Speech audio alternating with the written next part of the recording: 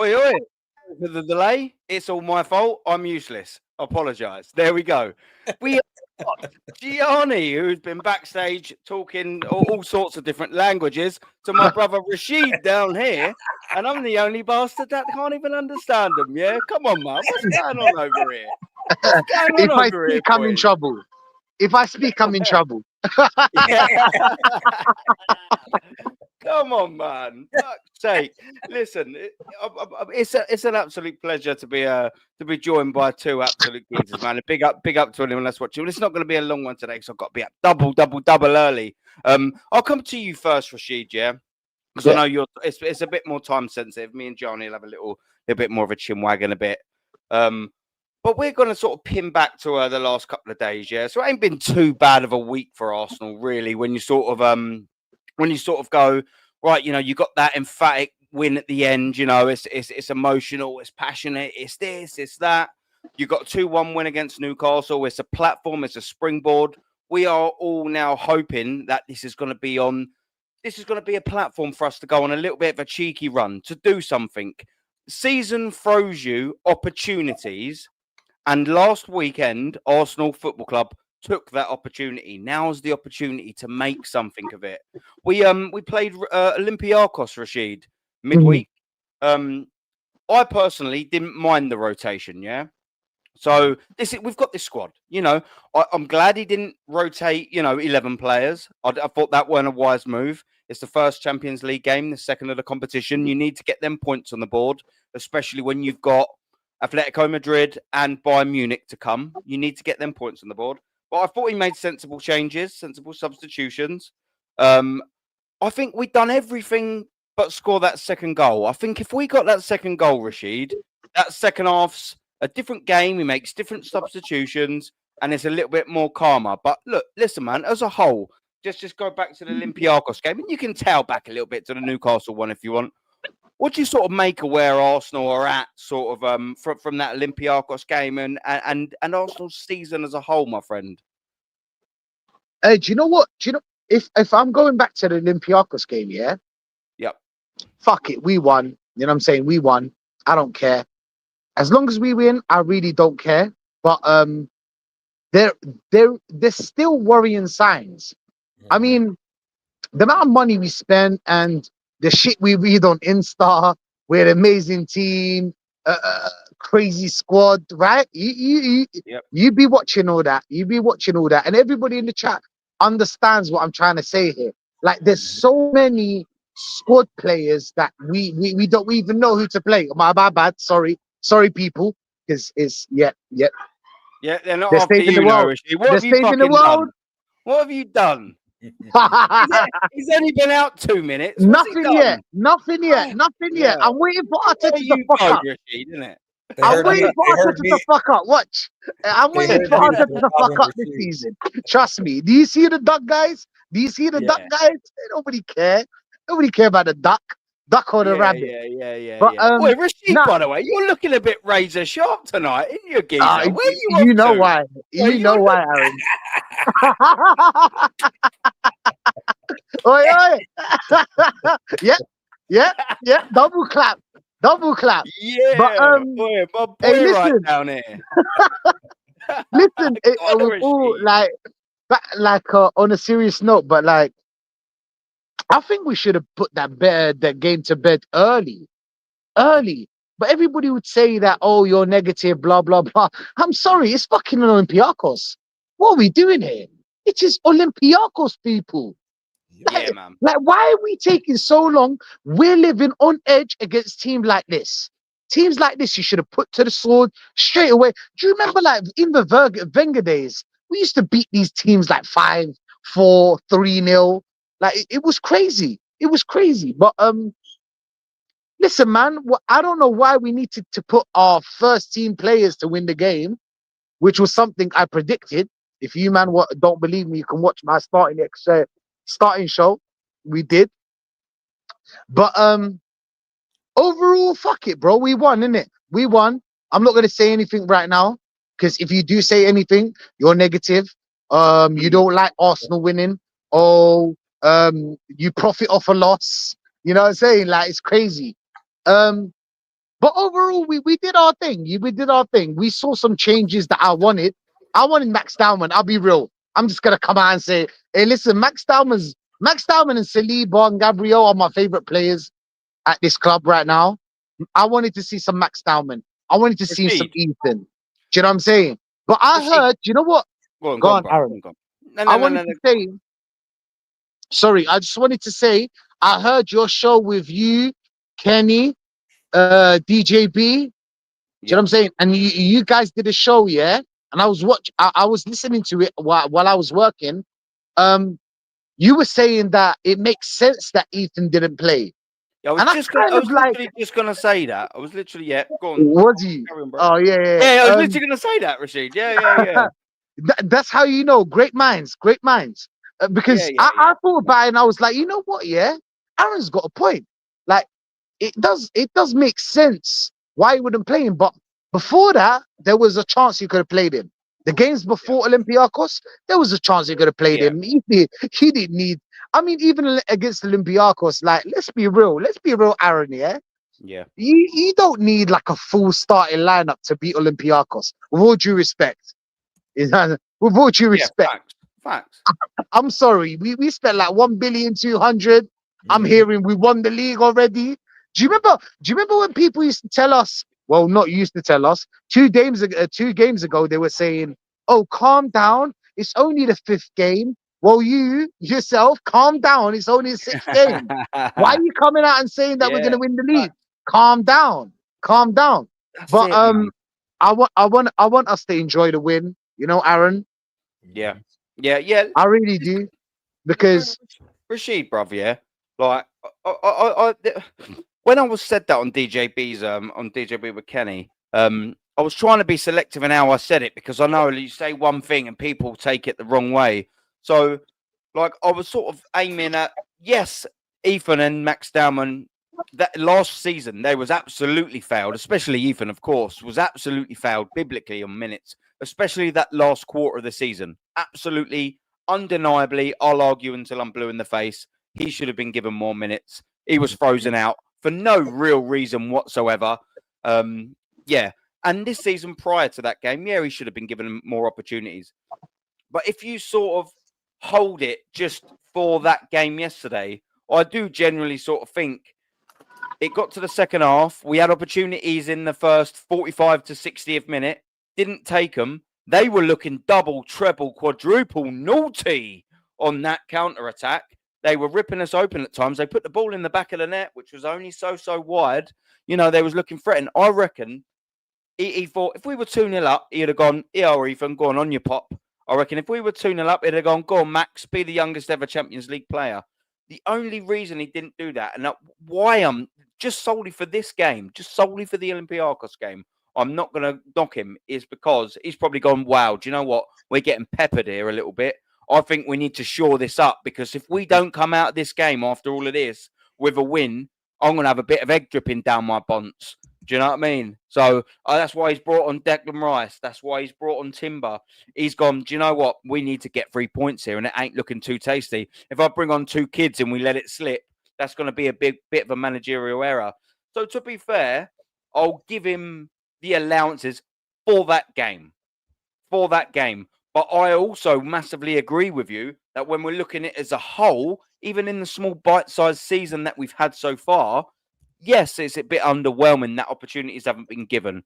We just sort of hope that the Olympiacos, about more so the Newcastle game, is a bit of an eye-opener. Come on, Mikel, wake up now. Wake up now. Open your old fucking eyes. Open your peepers. Open your mince pies. Guess what? Putting out an attacking lineup and setting them up to attack. Oh, it's doing all right, isn't it, Mikel? Yeah, maybe should have done that at Anfield. Maybe should have done that at the Etihad. And I hope he does that going forward. But listen, Gianni, what do you make? What do you make? Look, just round it all up, man. With the lineup, the result, the rotation, Olympiacos. Before we obviously inevitably bring it to West Ham. What's your thoughts about the last 5, 6, 7 days for Arsenal Football Club, my brother? I mean, overall, it's been good. I would agree with Rashid that with $1 billion spent, barely getting a 2-0 victory against Olympiacos is a little bullshit. But yeah, I would say that I would have, you know, I forgot who was talking about it. It might have been Shane or somebody else was talking about how Olympiacos was actually really good going into that game domestically, and that they had won like 8. They had been undefeated in like 8 games. So I kind of see where they were coming from with that. My whole thing with this at the end of the day is I'm getting sick of seeing these rotations of constantly using the starting 11 over and over again. I mean, am I the only one that's crazy that thinks Declan Rice looks like his legs are about to give out? I mean, the guy needs to be given a fucking break. And if we lose Declan, see, I don't care what magical hat or rabbit you pull out of the fucking hat, you can't do that. we can't lose Declan at all because he's the main backbone to the team. I want to see with this West Ham game, I don't care about a new manager bounce or anything else. I want to see Eze and Nwaneri in the middle together with Zubamendi holding, and I want to see Martinelli again, but on the right. I want to see him on the right wing instead because I also want to give Saka a break, and I would like to see either Trossard at the left or maybe put Dalman on the left and bench Trossard and let all these guys go because we all know what's going to happen with Nuno. He's going to sit them back. They're going to play low block, even whether we're bad at a low block or we're good against the low block. It doesn't matter. We know what Nuno is all about. I think we need to let these kids out and let them get some game time. Let them learn their trade a little bit and use their ability to dribble and everything else to try to show not only just us, but the league as well, that we are ready to win a title and have the bench that can come in and cover for us. And instead of just running our starting 11 into the ground. Yeah.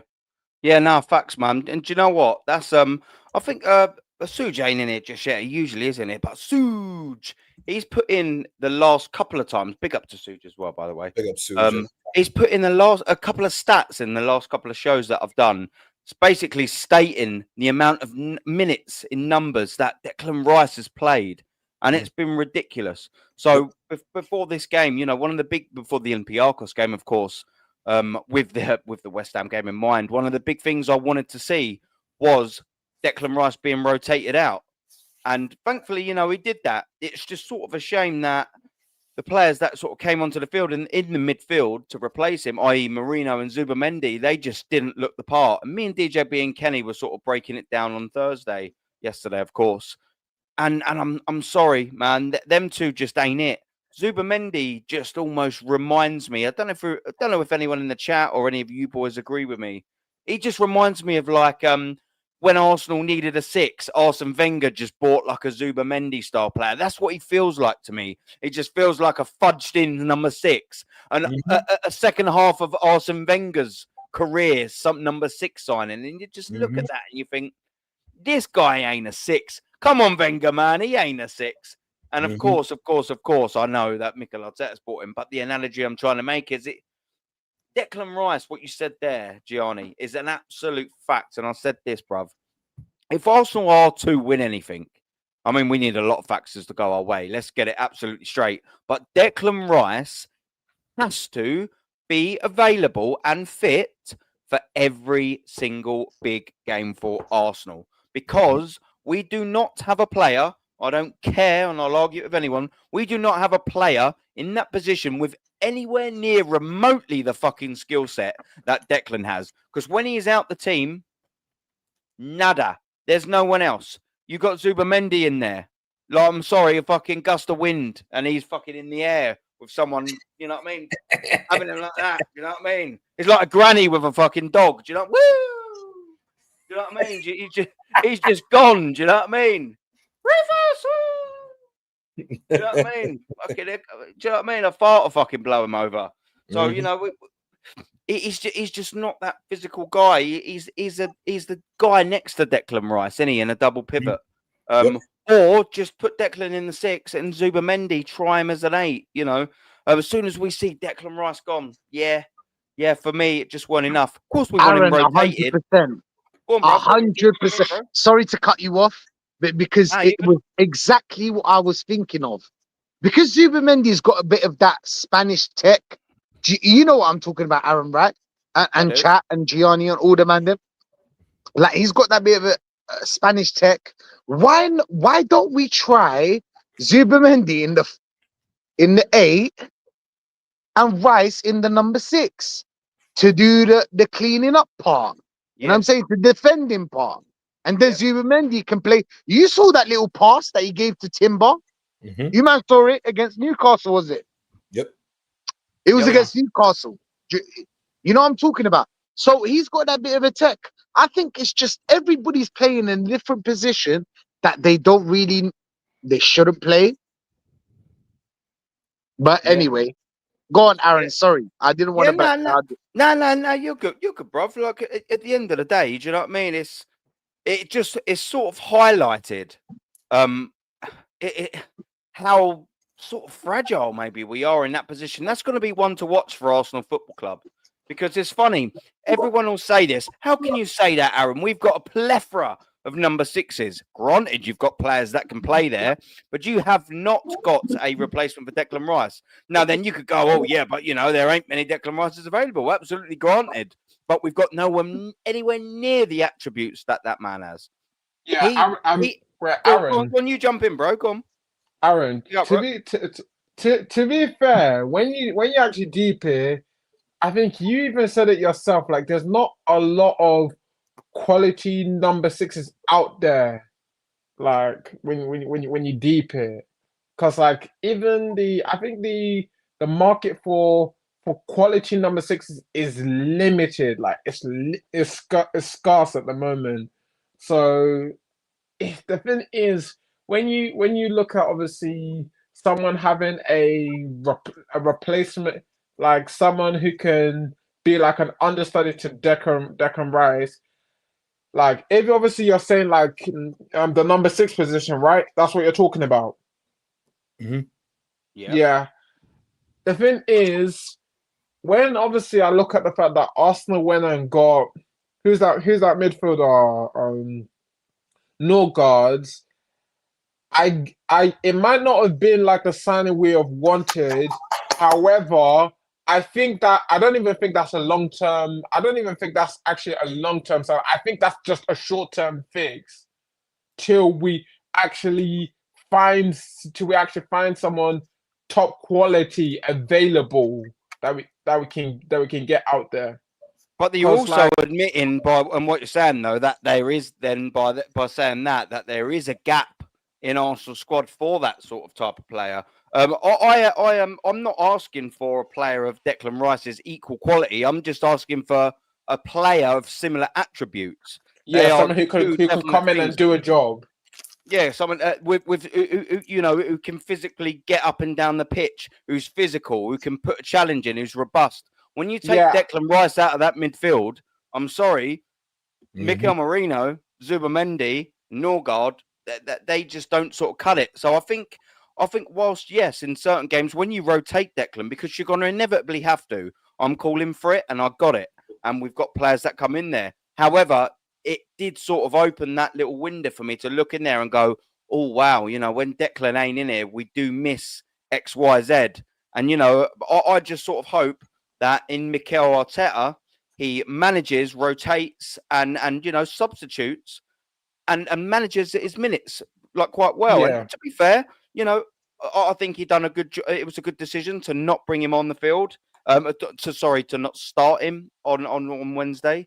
I can understand to a good extent, I guess, why he did bring him on because it got a little nervy. I think that second goal goes in, we see a whole different bunch of substitutions. I think he brought him on to shore him up, but I just want to sort of see that going forward from Mikel because that's one quality over the last 5-6 years that we've seen Mikel Arteta do. His squad rotation's terrible, his man management's terrible, Mm-hmm. and his substitutions are either really bad or ill-timed. So he seems to be getting that right or more right than not in the last couple of weeks.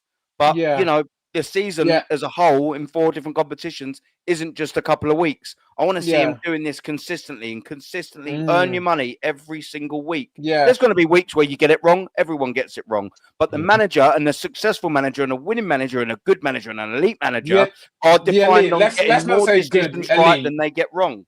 And he doesn't get more right than he does wrong, Yeah, sadly for me. So he's got to right that wrong, hasn't he? yeah.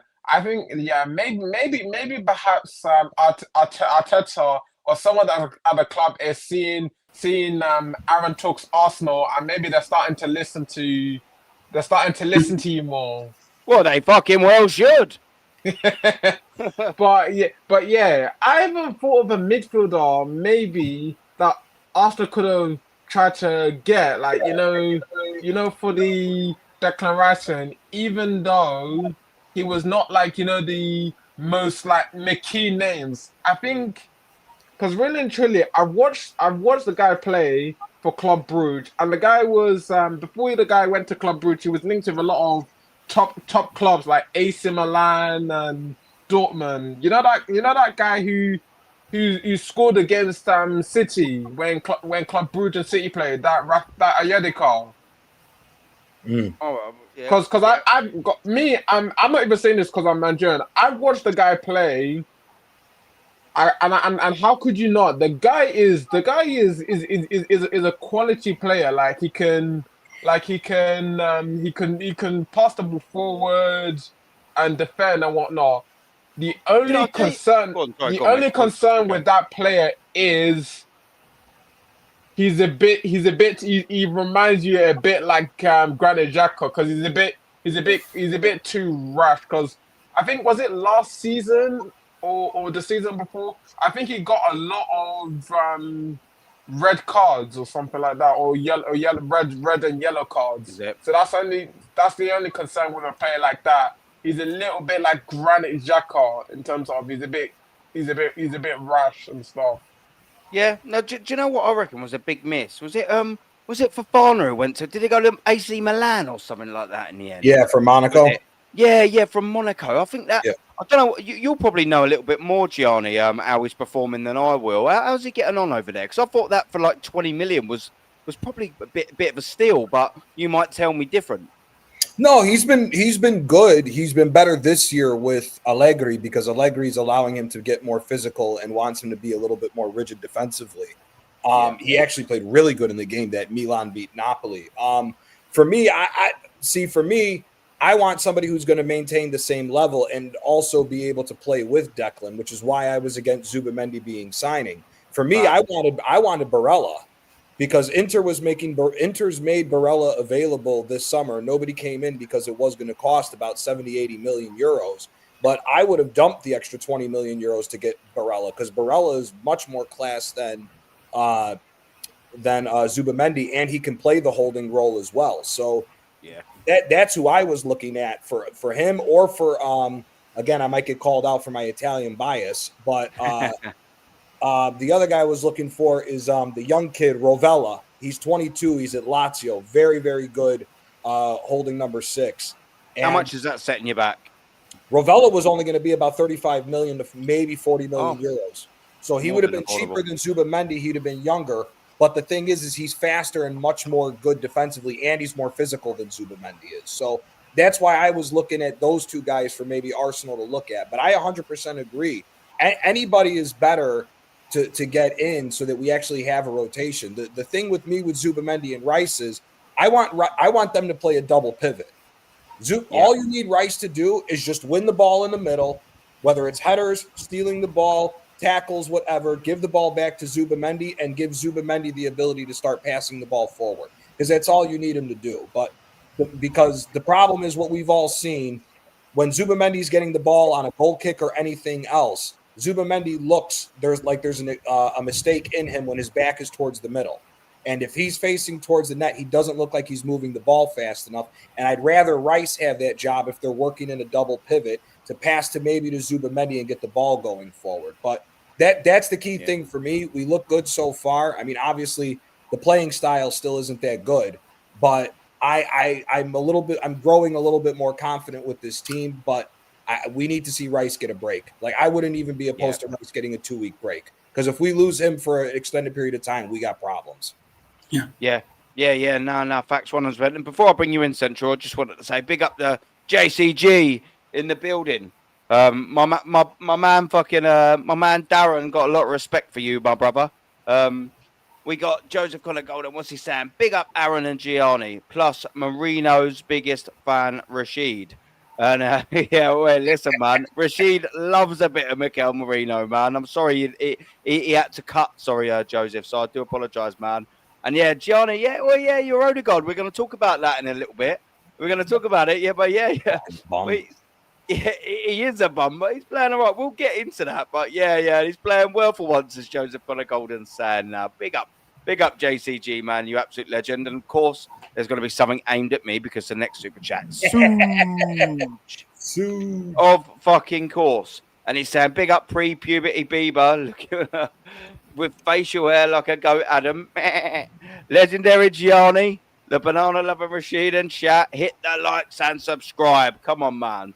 Big up to you. And as well, we got E20 Zone in the building as well. Big up, James. But just before we get James in, I'm sure we'll come in a second, man. Central, what did you think, bro? What did you think of the Olympiacos game, my friend? I'm trying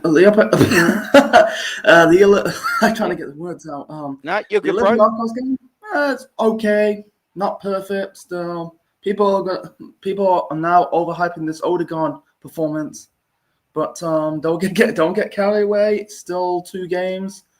I don't know what I think we got. Let's go Madrid in our next few games in the Champions League. I don't really at home. Yeah, I think Bayern Munich. I'm not too sure.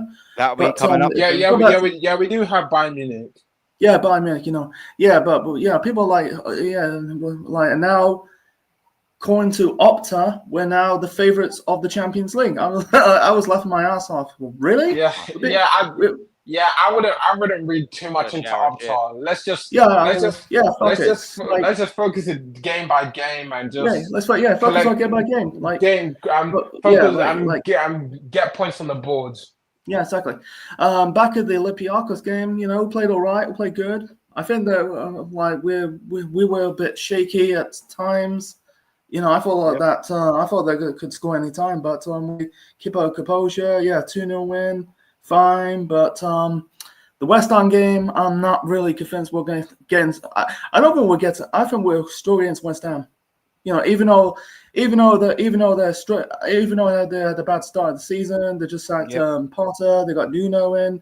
Nuno has a good record against Arteta, man. His days at Wolves, but we got.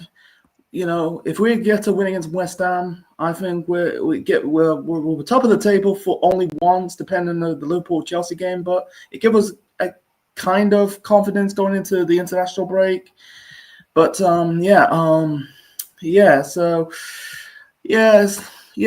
I'm not really surprised. I'm not really surprised for this season's Champions League or looking forward. I'm not looking forward for this season. It's going to be the same performance like the other, like the season before that and the season before that. We're just like we're ball jobs, ball like 2 title races, and we ball 4 as well. We ball a great opportunity to win the Champions League last season.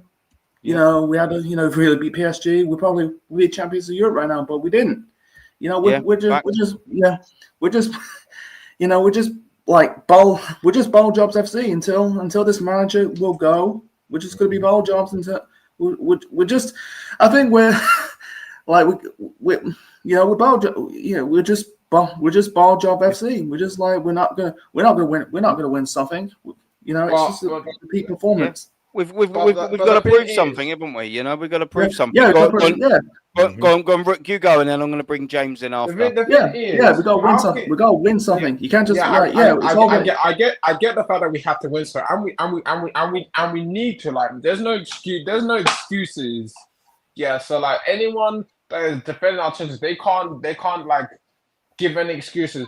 All I'm saying is if you're saying we're bottle jobs, I get the fact that if you mean in the league and obviously the domestic cups, but I wouldn't agree bottle jobs in Champions League because nobody expected us to get to the Champions League final. First of all, and no one expects us to win it. In Europe. But listen, there's got to come a time, though, isn't there? There has to come a time where you sort of have to expect. And if that time ain't going to be after 7th season at Arsenal Football Club, over £1 billion spent, he's got the squad he wants. When is the time? When is Yeah, it done? yeah. Next season when he spent 1.2. After Following after season, Euro. he spent I was talking 1.5. about Europe. I was talking about Europe. I wasn't talking about the league. Yeah, but mate, I mean, he's got to win something. You know, he's Yeah, I mean, won the FA of course, Cup. he has to win something, a trophy. Like Since he's won the FA Cup, he's entered 23 competitions, including this season. And you know, barring the ones obviously he hasn't been able to win so far due to the season still being ongoing, he's got 19 consecutive failures. That's not elite level coaching. that's And when that's if not you know good what, enough. there would be on opposite side of it. If you said to me, Mikel Arteta, and this is his 7th season, he won the FA Cup in his first 6 months, and you said the board haven't backed him, they've been arseholes, he's had to coach his way here. I'll go, do you know what? Fair dues, Mikel Arteta. You ain't been given a pot to fucking piss in. You've had to manage all the players. You've had to really coach and get the best out of what you had. You had to make shrewd signings and make them work. I'd have gone, do you know what, Mikel Arteta? Fair dues to you, man. You've done absolutely well. Granted, you haven't won us anything for 5 years, but you ain't been given nothing compared to anyone else has. But you can't say that. It's been given the absolute opposite. And you know, like, I'm sorry, when you get given time and a lot of money and a lot of backing and a lot of everything you fucking well want and you don't deliver and you don't then want to be criticised, I'm sorry, bruv. This is planet Earth, son, and you will get criticised. You will get criticised. Johnny, just going in. I've got to bring James in. I just quickly want to say I agree with Rook. The problem is the one thing that we have to take into account is we are not one of the teams that has history in Europe. So you have to. So when you take that into consideration, you have to win trophies first to develop the mindset to be able to go on and then worry about winning the Champions League. The problem is that this team has not won any trophies in Europe as far as Europa League or Champions League in the past. So we do not have the history with that trophy when the historical luck for the big teams that are tied to that trophy comes into play and allows to help them to win. We've seen it, i.e. Bayern Munich, Real Madrid, Liverpool, those types of teams. We need to start winning trophies domestically first before we start worrying about Europe. Even if we are the 3rd biggest team in England, we don't have the history for that trophy for us to be worrying about that right now. We need to win 2 to 3 leagues before we can worry about that trophy, in my opinion. Facts, man. Right, Brooke, I've got to bring James. Brooke, I'm sorry, bro. I've got to bring James in, so he's a bit time sensitive at the minute. James, if you're there, brother, let us know. I know you put yourself on mute. Aaron, I know you've got a big day today, mate. I won't say what, but big up to you, my friend. Thank you very much for jumping on. No worries at all, mate. No worries at all. You looking forward to tomorrow, son? You looking forward to the boys in claret and blue coming down? Do you know what? I should be, but because of the last 2 years, the last 2 seasons, James, I'm not. I don't know why. I've just got that. I can't shake that awful bastard little feeling that you've deserved to give me, by the way, considering you've won there without us conceding a goal. So, I should be confident, and I am confident, but I can't shake that awful feeling that just something's going to fucking happen tomorrow, and I'm going to leave that stadium pissed the fuck off, and you're going to be ringing me up or sending me a voice note laughing your fucking nut off. Yeah, like you're doing now. Listen, if you'd have asked me this 2 weeks ago, I would have said you just probably scored about 7 against us. And because the way we we're a bit all over the place. The issue is this week, yous have played a game in the week. We've had a full training week with Nuno. We are going to come there and we're going to sit. It's as simple as that. We're going to sit and we're going to try and we're coming to counter attack, mate. That's what we're going to do. We're going to use Bowen on the wings and Somerville. And we're going to try and let yous have all the ball and push you wide, and do you know what I mean? And do our best to try and stop you from basically scoring before if we can get a goal. Honestly, though, I think you're going to turn up. I think you're going to do us about 2 or 3. If I'm being real, like I think you will come out the traps, especially after last week and scoring so late last week against Newcastle. I think that's a bit of confidence. I don't see us doing a lot tomorrow. I'll be very shocked if Nuno can get something out of them, but we all know with a new manager, they all want to impress. And it wouldn't surprise me if West Ham turned up there and got a point. But I do think you're going to win tomorrow, mate. I don't know why. I've got a feeling that he's going to turn up. And I think it's a big game for you. Obviously, if you win, you're waiting for Liverpool. And if Liverpool draw, I think, or whatever, you're top of the league over the international break. So, but it's been a bit of a mental one. I fucking Nuno in, Potter out. Yeah. Everything. Yeah, All that's hands what, on that's deck. what I'm saying.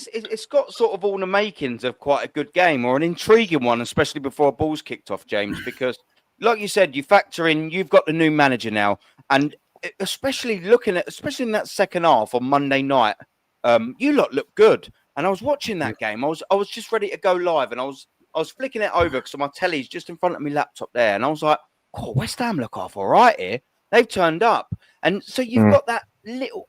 I don't know. You've got that bit of an impetus. Change is good, and I think you needed it. And you look pretty solid. And I thought, oh wow, yeah, it's going to be typical. We're going to get the bounce. What it is, mate, right, is tomorrow we have to be defensively good. The only thing with Arsenal is they're shit at fucking set pieces, and we're shit at set pieces. And it's like it's made for Arsenal to score from a set piece tomorrow. Like I'll be very stunned if Arsenal don't score from a set piece tomorrow. Let's put it like that, considering how bad we are. But I will say one thing. Yeah. But one thing I will say is like we're a bit of a Jackal and Hyde side at the minute, because first half against Everton we was poor. Second half we come out and we was a lot better. And it felt like Nuno got into him at half time, sort of kicked him up the arse and said, right, you need to sort yourselves out. And I reckon if we'd have had 6 games with Nuno and that game would have been happening, we would have won that game. The way we was playing, it looked like it was us who was going to win that game.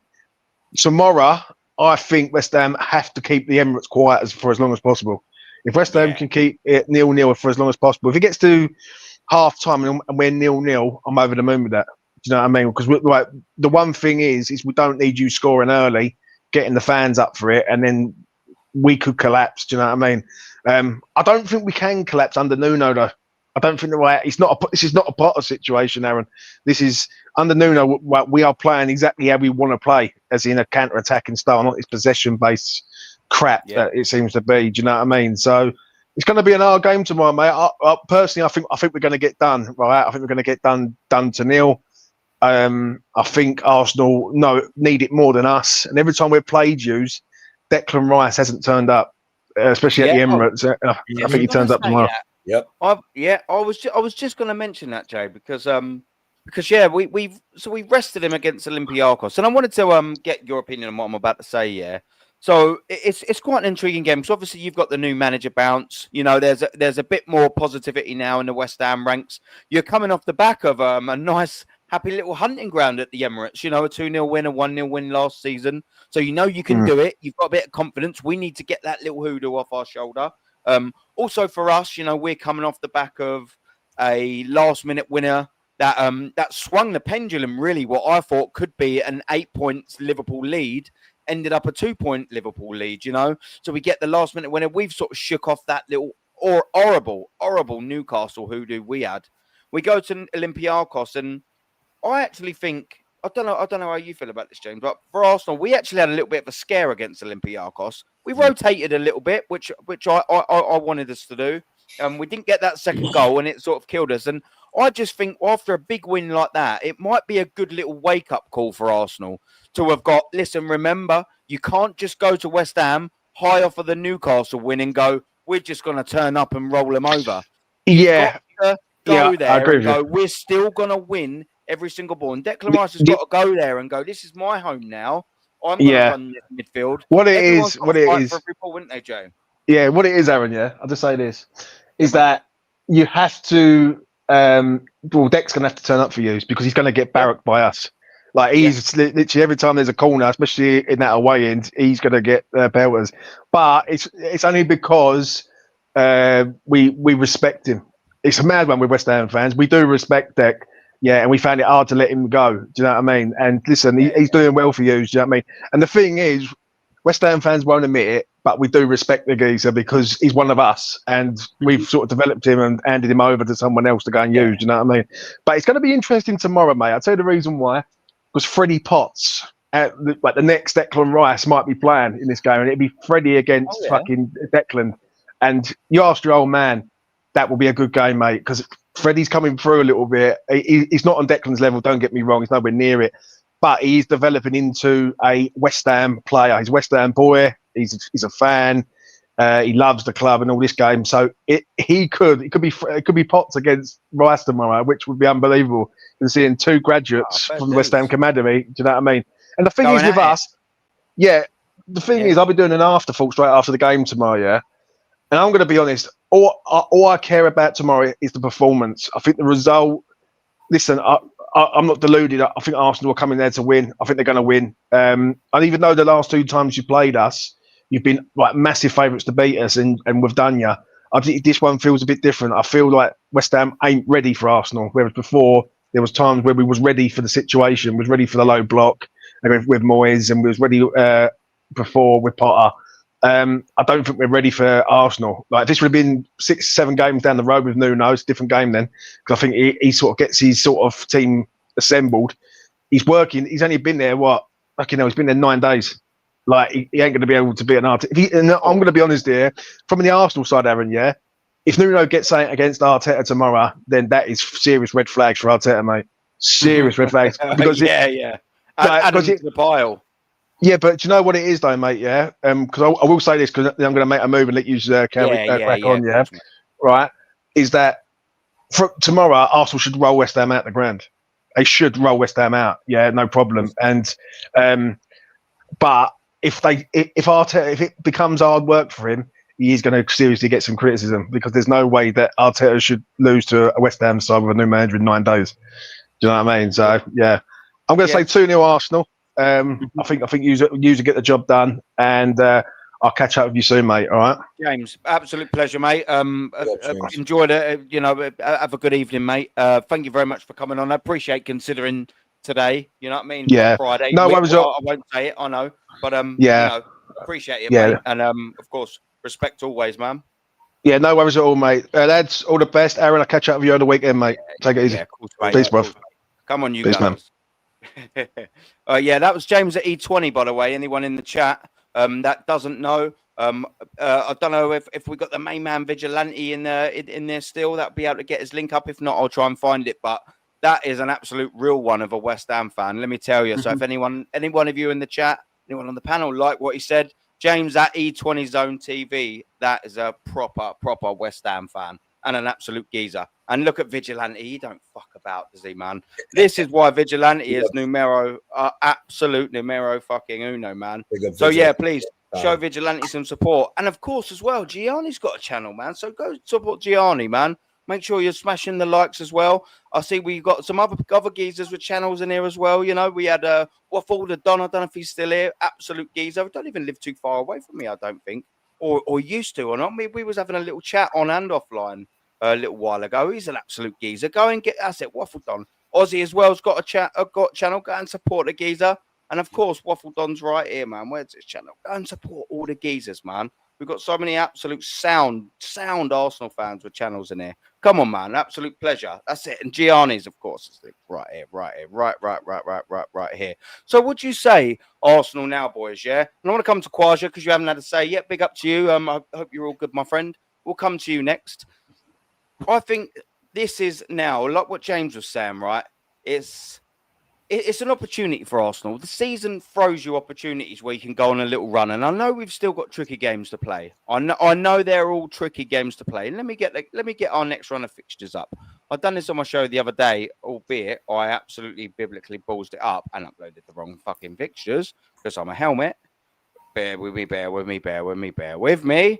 Here we go. These are the actual fixtures. Right, so look, considering where Arsenal are at the minute, we've got an opportunity here to go on a bit of a run. And I know we've had problems with West Ham at home in the last couple of seasons, and we've had problems at Fulham away in the last couple of seasons. Crystal Palace are on a really, really, really good run. Unbeaten, by the way. Are they going to go unbeaten? Probably not.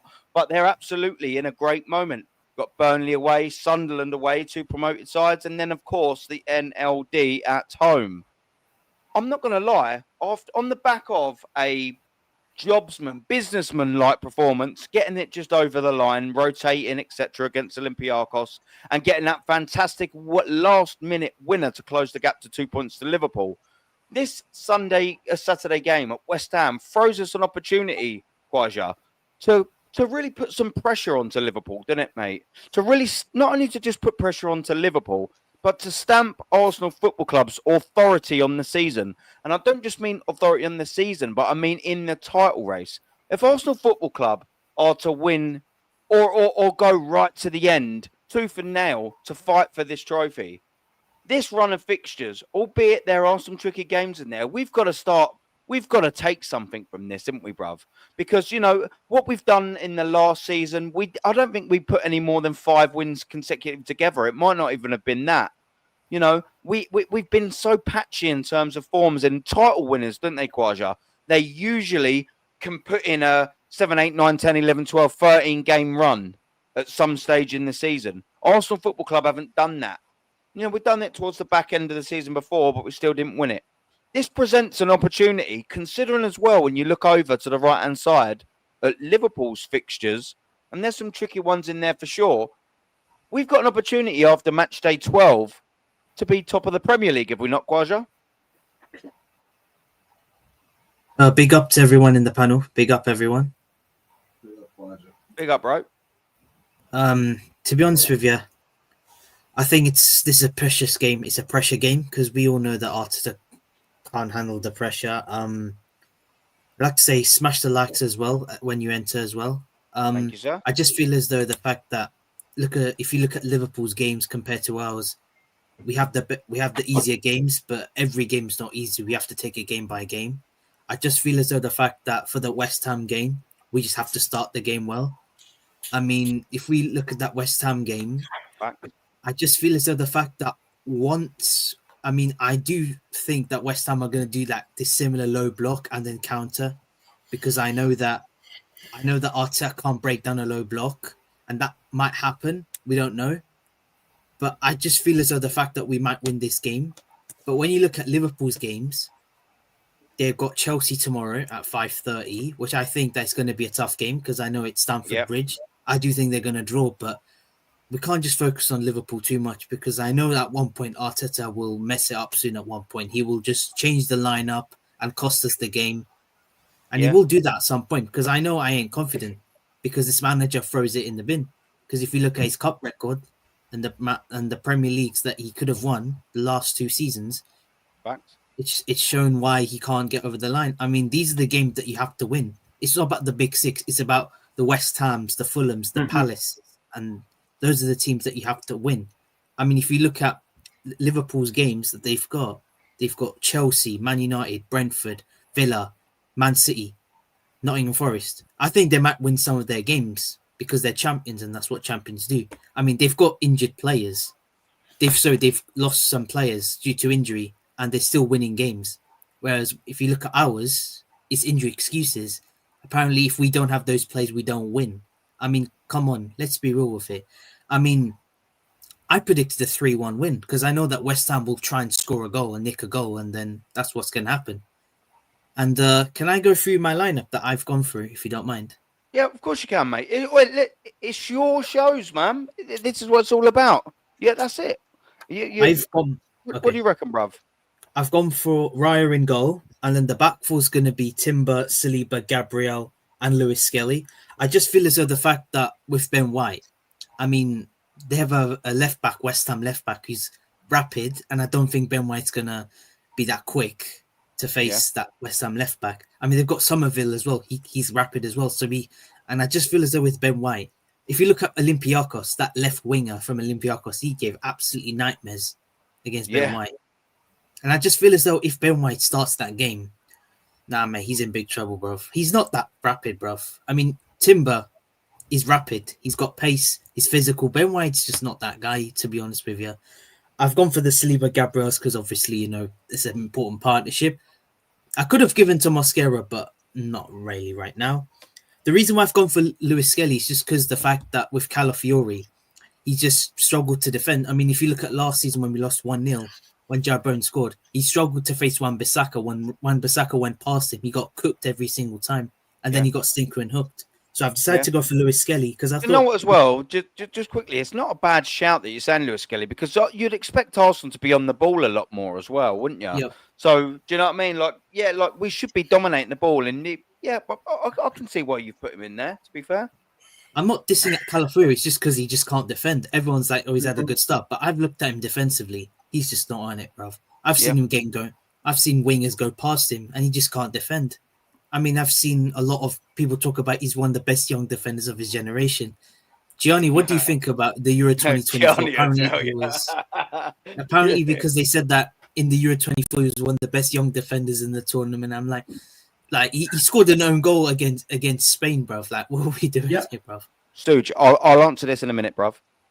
Go on, I mean, sorry, like, carry on. for me, I think I'm going for still a double pivot. I just feel as though the fact that if you have Zubidoo in that midfield, I mean, West Ham have got physical players. I just think you can't handle it, bruv. You know, Zubamendi has been an absolute flop this season. He's been a massive disappointment. I've not been impressed with Zubamendi.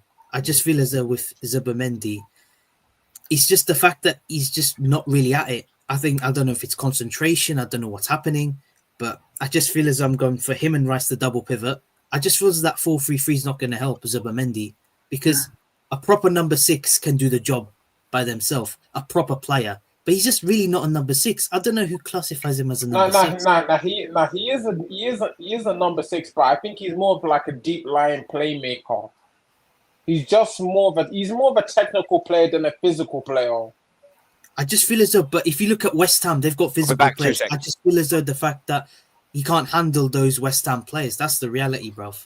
I guess we'll wait and find out. But you mentioned Zubamendi being a flop so far. You're entitled to have that opinion. I wouldn't go as far as calling him a flop yet. I feel it's a bit too, maybe slightly over top, and maybe a bit too premature to say that. If it was 15 games in, I would have understood the rationale, but I'm not gonna go and call him a flop. Yeah, I just feel it's a little bit too early. But I would say one thing. If his performances haven't been as consistent, they've been up and down. It's just that the big games he just does. I just don't rate him that highly, to be honest with you. I mean, people keep telling he's the upgrade on Partey. He's just not been the upgrade on Partey. He's just a downgrade. And with him in the midfield, I just really feel concerned about that midfield because that midfield's now, without Partey and Jorginho, is now looking weaker and weaker. It is weak, 100%. The thing with Zubamendi, which obviously you I don't know if you've noticed this about him, is that he's not the quickest player. Like, he lacks pace. Mm-hmm. Yeah, he needs a runner next to him, and that's why I do believe he's perfect for a double pivot with a Declan Rice. He needs legs, just like Jorginho needed Kante at Chelsea. He needed legs to just let Jorginho, when Jorginho was in his pomp, he could do a little bit of a gritty work, but he wasn't the most agile and mobile. But what he could do is find players. You know, he could still do groundwork, he could do dog work, but what he could do is he could elegantly pick passes out. He could keep things ticking over. And he knew that should he make a mistake, he's got Kante and with his spaghetti legs just absolutely, making two men. When you build partnerships, it's like Gabriel and Saliba, that's why it works. That partnership is fantastic. They get each other. They complement each other. What's good for one is the other one's weakness, the other one's strength. You know, that's what it is. And it's the same if you're going to have a midfield base too. Or you know, I know you're playing a 4-3-3, but essentially there's still partnerships in there. And the 4-3-3, to be fair, with the right players, can quite easily be molded into a 4-2-3-1, to be fair, with the right players, of course.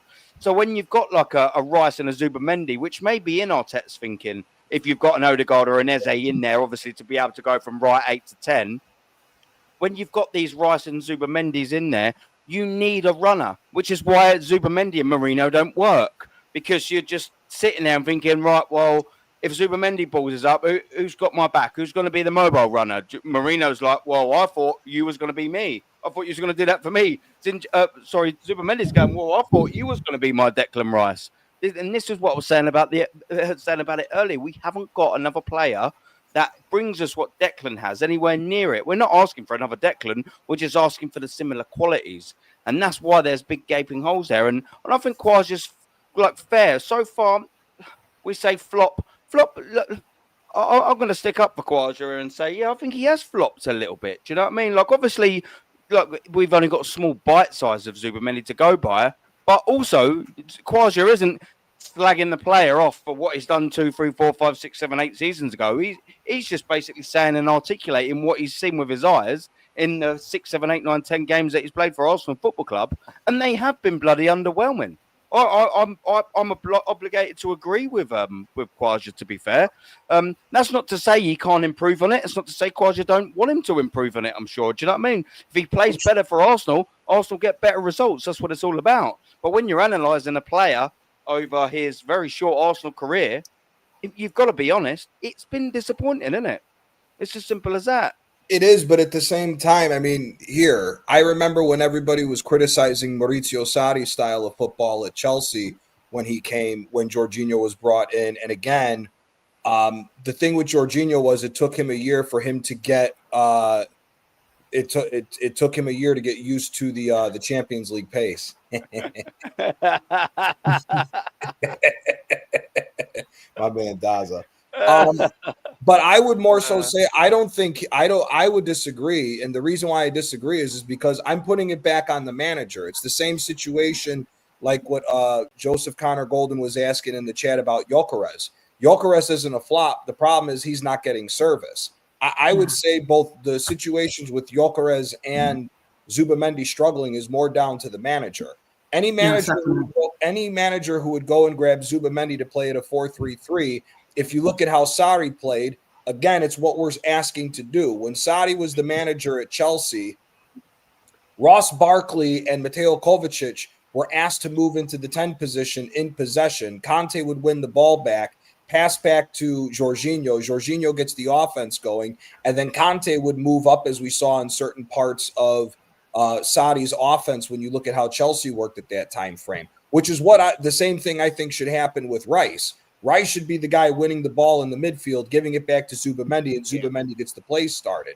The problem is I think that we're asking too much of Declan Rice to try to be a creator and pull him from the midfield to be like a secondary 8-10, which is not his position. And the times that Zubamendi looks weak, it's because he's being left on his own. So I'm putting it more down to the manager instead of saying that Zubamendi's a flop. I think it's way too early before we can say any player is a flop. I think we have to wait till the midway point and see where everybody is. Now, if Zubamendi continues to play the way he is and it comes, say, match day 13 or 14 and nothing's changed, then I would agree with you and Quaja that he is a flop and he needs to get benched in order to allow someone else to come in. But for right now, I'm still putting that down to the manager. No, I think to be fair, that's quite a good sort of debate to have. Real quick, Rice needs to be moved in the midfield. Rice needs to be moved to the right side instead of the left, because on the left side is where Eze should be put, so that Eze is already centrally and close to the position that he was playing with Crystal Palace. If he plays the left side 8-10, he's already in the middle where he needs to be, rather than being out on the wing and having to cheat into the middle to try to get play going and try to get onto the ball. He needs to get put on the left-hand side, and Rice needs to get put on the right-hand side. Rice should be there for defensive purposes, as they should get the left-hand side and free reign to roam wherever he wants to get play going forward, in my opinion. No, facts. Look, I think with Zubamendi, I think it's just one of them things where he's came in. It's a difficult position to set the world on fire, isn't it? Do you know what I mean? Because if you're not that player that's winning the ball back and making unbelievable slide tackles that are pretty on the eye that people notice, or you're not that geezer, that's making time after time unbelievable pass or finishes, it's easy to go unnoticed. But we've been noticing him, not necessarily for horrendous things, but you're seeing him being caught out. All the things that we said about Zubamendi coming to Arsenal Football Club, and we've said this, whilst he's playing in the Thomas Partey thing, he's going to get caught out near his box. He's not quick enough on the pass. Everything's sort of coming true. So it's not that. It's not. I almost sort of feel like it's not that I've been looking for it, but because I'm already aware that that's his frailties as such. I can see them a lot quicker, He's got to step it up. It's as simple as that. Like Calafiori, I'm not Calafiori's biggest fan, right? But he's been at least half decent this season. Last season, he was nowhere near good enough. And the point what I'm saying about Calafiori is if Arsenal Football Club are to win titles and want to win stuff after spending money, we can't hang around and wait for these players to to bed in for 6 months, for 12 months. He's They a have to fucking hit bum. the ground. Yeah, I Kenneth know. Murray is a fucking bum. I know you hate him. What fucking left? Okay, let's just do some quick jogging of the fucking memory. He's going. We've got him. What fucking left back supposed to go forward and create is scared of running down the fucking line by the opponent's 18-yard box? Anybody ever notice every time this asshole gets the fucking ball, he's scared of crossing the ball in or scared of taking his man on and running into the 18-yard box from where he's at?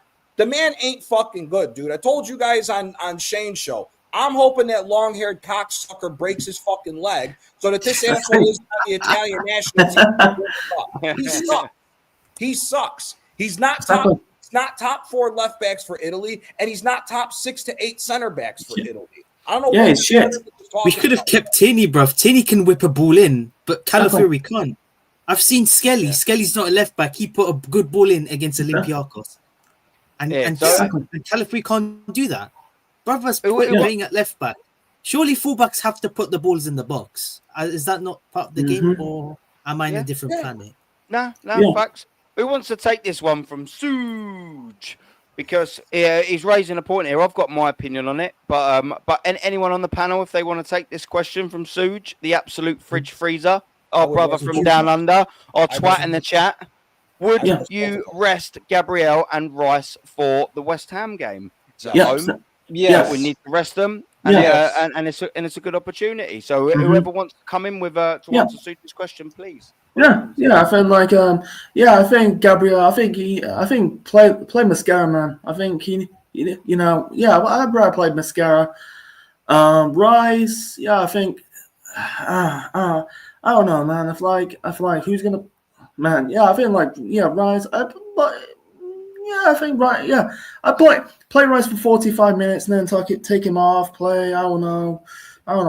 Give Naweri get some games.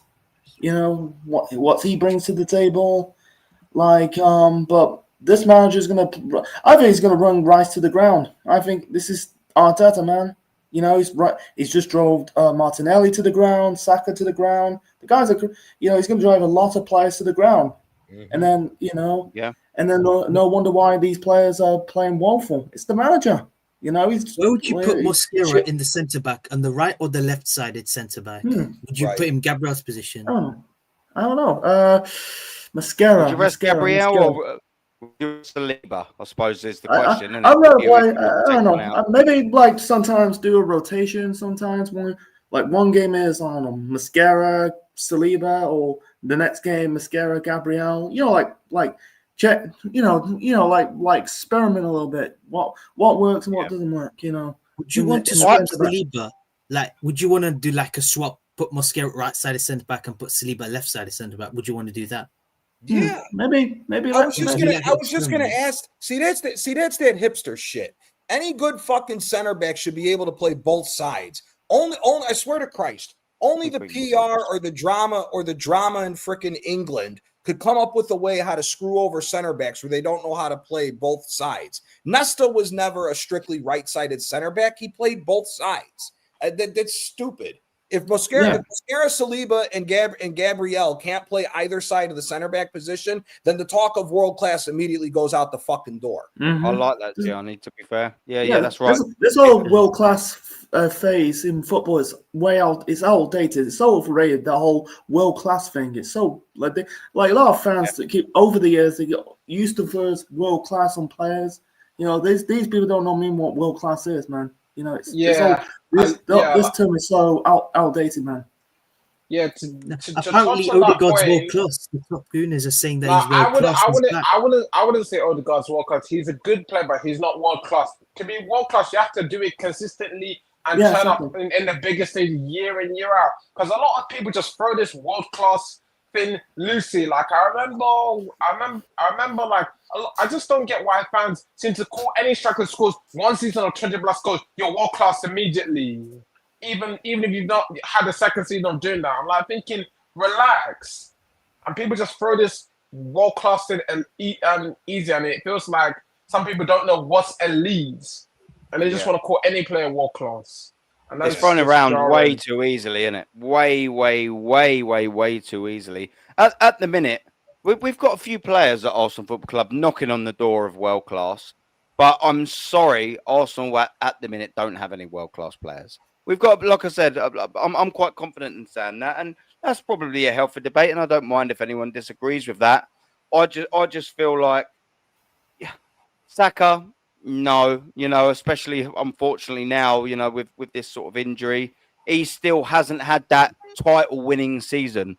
Saka's carried Arsenal, and by the way, let me just get this straight: Saka's carried Arsenal and carried Mikel Arteta, by the way, for about 5 or so years. And unfortunately, all of that weight has finally done his hamstring in. Do you know what I mean? And he don't look the right player. We need to see Mo Salah at least for that sort of rough level. Do you know what I mean? That's what a winning. That's Like a what Lamine it is. Yamal type of player. Yeah, that's it. He needs to put in that contribution of 18 goals and 10 assists. That step up. Yeah, but Go you on, don't. Gianni. I know you want to jump in there. Go on, bro. But here's the thing: Saka's never going to be Lamine Yamal. Saka's never going to be Lamine Yamal. First of all, I think Saka is the guy who we should be pushing into the number 10 position, if I'm going to be completely honest with you. Saka's legs do not look like he's able to have that breakaway pace anymore. I don't give a shit what anybody said about, look how good he looked against Newcastle. He never blew away Livramento on that right-hand side. So if you're not blowing as fast as Livramento is on the right-hand side, which he used to be able to do that, his pace is not going to be there. Again, for me, we need to change this formation. I only want to see us play either a 4-2-3-1 or tap into Carlo Ancelotti and play a 4-4-2 diamond midfield and put Saka as the number 10 or as the secondary striker paired up with Gyökeres. This whole 4-3-3 thing that we're doing, there's no cohesion when we have guys playing as touchline wingers and not being able to link up with the striker. Again, I say this every single time we bring this up when we talk about offense. When we played good football, the year that we bottled the league by 8 points, our winger starting position was on the corner of the 18-yard box on both sides, respectfully. So it gave them a lot faster of a time to break into the middle and get shots off. That extra yards of you playing touchline takes away that ability, and we're seeing that from Saka right now. Saka not being closer to the goal, he's getting less opportunities at goal. And again, why can't we just go back to the fucking basics? Mm-hmm. If Saka can play closer to the net, let him start shooting. At least that gives the opportunity for a poacher, who is what Gyökeres is, to get rebound shots. Yeah. Like it's simple shit that we've gotten away from the basics of the sport. If you have the ability to get a shot off, get a shot off. Force the goalkeeper to maybe make a bad choice or a bad save. It lands right in front of Gyökeres. Or hell, if Trossard or Martinelli is blitzing into the box or Eze, it gives them a chance to shoot. But I think overall the problem is that it just comes down to the manager. At the end of the day, it's the same thing. It all equals down to the manager. Yeah, no, facts, man. You're just spitting a lot of facts in there, Do you know what? Someone's put this in here. Let me just lob this out here.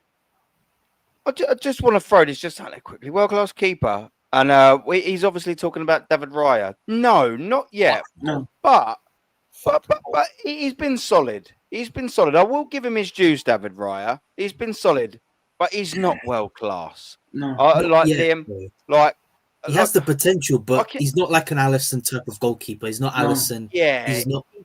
He's not Casillas. He's not Buffon. He's not Neuer. He's not that Neuer type of goalkeeper. Yeah. He has the potential, but just not right. Yeah, he's been a solid signing and definitely an upgrade on Ramsdale. Yeah, definitely an upgrade. But it's tricky with this world class thing, because obviously everyone's got their own version of what constitutes a world class player. For me, when you're looking at a partnership like Gabriel and Saliba, we should be looking at Gabriel and Saliba, who have both which signed and will be, assuming they'll stay for the rest of their contracts for the next 5 years. We should be looking back on Gabriel Saliba era in 15 years' time as one of the greatest pairings of the Arsenal centre-backs of all time. And by that, I mean because they've won 3 Premier League trophies, because they've won 3 FA Cups, because they've won a League Cup, maybe because they've won a Champions League or something like that. That's what we should be looking back on them to in there, like we look back on Tony Adams. Like we look back on Steve Bold. Like Sol we look Campbell. back exactly. Sol Campbell, Tony Adams and Campbell, Tony Campbell and Torre, David Right. O'Leary and Campbell, David O'Leary. David O'Leary and Adams, not Campbell, of course. David O'Leary and Bold. You know that Vidic and sort of back three Ferdinand. there. That's Keown in there. Do you know what I'm saying? Yeah. We can look Gallas. back there. Yeah. Yeah, I mean, look, Gallas. You know, he was part of a good side. He was a good solid centre back. Do you know what I mean? Yeah. You know, when you need to look back at these pairings and go, yeah, wow. And for me, Gabriel Saliba partnership that needs a trophy to cement its state as a top draw centre back. There's no doubt in my mind, or in most people's mind, that that's a phenomenal pairing. But when you want to achieve world-class, legendary, elite sort of status, they need to be getting some fucking shiny fucking cups by their side, man. They've just got to do that. The Sakas needs to have a Mo Salah season where he, you know, scores a couple of late winners and he's got 15, 16, 17, 18 goals, maybe in the 20s, and he's got a hatful of assists. That's what Saka needs to do to achieve the world-class status because he's skating. Take his injury aside, he's skating on the level below. But he needs to something needs to just go to take to that next step. We need Gyökeres once his system comes in. One sec, Gianni, and I'll let you run. To reap the rewards off of all of that. Do you know what I mean? And turn himself into a proper prolific finisher. There's a lot of things that we still need to do. Declan Rice, unbelievable. I think he needs a captain's armband and a Premier League title to cement him as a world-class six. You know? Yeah, I don't know what you think. I don't know what you're thinking, Gianni, there. I think Saka to me right now, and people may not get this if they don't remember, but Saka reminds me a lot of Arjen Robben before he became world-class when he was at Chelsea and Real Madrid. Robben was not world-class at those two teams, in my opinion. He became world-class when he went to Bayern Munich, when he took his game to another level. Saka, for me, the biggest problem for me with Saka is Saka is a stat stuffer against the shit teams in the Premier League. When it comes down to the big games, as we've seen on the international level, I mean, he had that one token late goal for England in the last European championships. He had that one token late goal. Besides that, in the big game, Saka does not show up. I think a rat's ass what anybody says. So he may get an odd assist every 3 games in the big games, but besides that, if you're only a stat stuffer against the shit teams, you're not fucking world class. And that's the problem with majority with 99.5% of the talent of players across the board. It's not just in England, not just in Italy. The number of players that you would consider world class when you look at a generation ago, it's night and day between the two.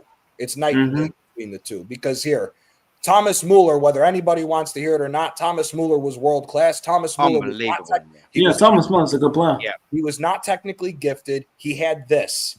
90% of the game is common fucking sense. Now he had good nous. Exactly. Thomas nous off the charts. Muller was good. Thomas Muller was world class, but he was world class because of this. He was never the fancy dribbler. He was never the breaking the doors down striker in the box. He just was always where he needed to be, and he played with common sense. That's why he's world class. That's a big difference now. You don't see any players like that who are just common sense played and simple. Everybody either is too simple or too fucking over the top with everything they want to do. Yeah. And do you know what? Just quickly, just before you run, Lynch, big up to you, Lynch. Look, you've named all, like Bar as well, Saka. You've named all the ones just knocking on that door. I think Saliba and Gabriel are knocking on the door more than the other guys. But I will say, Timber. Actually, I take that back. Timber's knocking on world class more than Saliba and Gabriel is. I'll be honest with you. Yuri and Timber right now is easy top 5 best right backs in Europe. Easy top 5 best right backs in Europe. The only worry is he's busting his ass, and we got to worry about that fucking hamstring going again, like when he gave that interview that Lee covered over the summertime. But Yuri and Timber right now, I think, is the closest one to world class that we got. I think Saliba is close. Gabriel, what he did last year in the wake of the injuries and holding the fort down for that time frame from December to about February. Gabrielle's knocking on the door, but I definitely think Timber's ahead of everybody else in that category. It's funny, isn't it? Because like everyone's just got their own. That's why I said it. It's so subjective, isn't it? Everyone's got their own view of what world class is. Like Jan Boy saying, Saka's overrated, nowhere near world class. Suj here, big up Suj, is sort of saying here towards the end of what he's saying, you need to be in the top 3 in your position. That's what constitutes world class for Suj. Everyone's got their own sort of different thing, isn't they, about it? You know what I mean? Like, yeah, it's so sort of what's it? I think Sean as well here was just the comment here. Surely world class means World Cup winners. So everyone's got their own sort of like. Everyone's got their own. Because what's Gareth Bale? You know what I mean? Gareth Bale was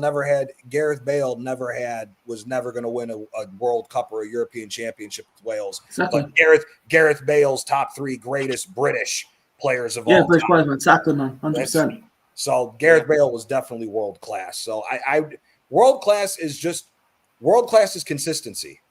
World class is consistency throughout the years, building up when you're young. See, the other problem is everybody wants to choose young players at world class. If you're a God-given talent, there's nothing you can do about it. It's the consistency that has to come with it. You can be as talented as you want. If the consistency is not there, or if your heart's not in it, then you're not going to be world class. I mean, here we could all agree. I'm sure we're all old enough to remember Mario Balotelli's skills, world class fucking level. The problem was he was a fucking case. Yeah, After Manchester City, in the situation at Milan when he went back in Liverpool, his career went down the fucking drain. But Inter Milan, 16-year-old Mario Balotelli, through the time at Manchester City, his skills would got him to world class if he kept his fucking head on his shoulders. Yeah. Do you know what? I said the same thing on the terrace, because obviously Terry's a Man United fan. Ravel Morrison, for those that remember him, absolute world at his feet. Your attitude stank, though, son. Yep. You can have everything down at your tiptoes. Yep. If you ain't got that up here, you got no work rate. Your attitude stinks. Don't matter what you can do with your feet. A lot of the time, if that out fucks your foot, you're fucked, didn't you? And that's what you saw with Ravel Morrison, man. Like unbelievable talent, and just threw it all away because he didn't have a good nut on his shoulders. Same with Hazard. Hazard. Hazard's a controversial take, but I don't give a fuck. Hazard, real quick, for all the Premier League hype boys, Hazard was not world class till his last year at Chelsea. There are plenty of other wingers that were outscoring him and doing the same thing in other leagues, but nobody paid attention because the Premier League has become the biggest commercially successful league. Hazard, up until his last year when Saudi took over, was not world class. I'm sorry. Yeah. You doing barely 10, 11 goals a season, and just because you can dribble does not make you world class. When Hazard took his game to over 20 goals and 10 assists in a season, that's world class because he was consistent throughout the year. Not 10 goals here, 8 goals there, 7 goals here. No. That ain't world class. Yeah, it's go on, Quasha. What you gonna say, bro? Sorry, I didn't want to cut you again. Sorry, my bad, Quasha. Mbappe won the World Cup. Mbappe won the World Cup at 19. I don't think he was world class. I don't think he was world class when he won the World Cup as a teenager. So Mbappe, I just don't understand what point it makes. Mbappe's a pace merchant, man. Yeah, exactly. Mbappe is actually the perfect sample size that we can talk about. Yeah. Kylian Mbappe, if you compare him to Thierry Henry, because that's always the comparison, it's night and day.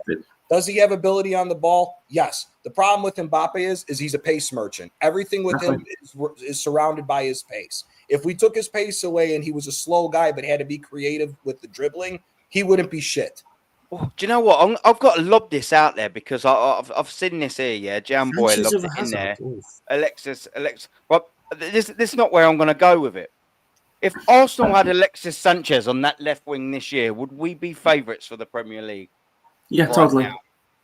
If we had Alexis Sanchez like when we first got him? Right now. Playing left wing. In this team right now, morph him in there. We've got Alexis Sanchez in there. Yeah. He's better than Martinelli and Trossard at left wing, bruv. He's better than Martinelli and Trossard at left wing. I mean, let's be real. When he played right wing, if you look at Sanchez at right wing for Arsenal, he was light years clear of Saka right now. I mean, Saka doesn't even lace Sanchez's boots. Let's be real with it. I mean, Sanchez was everything. I don't think Saka can do anything. Could not even do what Sanchez Far did the best when he was at player at Arsenal. Emirates. Sanchez Yeah. actually had like 3 good seasons for us, to be fair. He was unbelievable, man. Yeah. If we had a player like that, I'm looking at this squad and going, fuck me. Yeah. I would Like, say the yeah. same thing if we had Ozil in his prime. Nah. If Ozil, hold on, if Ozil is coming in from Arsenal, Hold up. if this is Ozil coming in from Real Madrid to Arsenal this season, we're the favorites to win the fucking league. The problem is that we didn't play Ozil in his proper position either. And Ozil was one of the Manager. last of the true number 10s before this entire system bullshit has taken over the league and taken over all the leagues to where now the old school number 10s cannot even play in this brand of football. Let's also remember somebody else. If James Rodriguez was 10 years earlier than what he was, James Rodriguez would be going down as one of the best players that we'd seen as well. The problem was he came into football too late to where the number 10 was no longer a major part. Everybody now has to press. Nobody likes to play the number 10s anymore. No, but to be fair, you say like Ozil, but at the same time, when we actually signed Ozil, wasn't his actual position the number 10? Yes. So what do you mean he was played that position? What do you mean by that? Because under Wenger he got dropped further and further back as the years went on because of the style of football changing.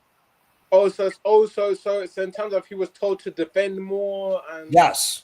When was he told to defend at Real Madrid?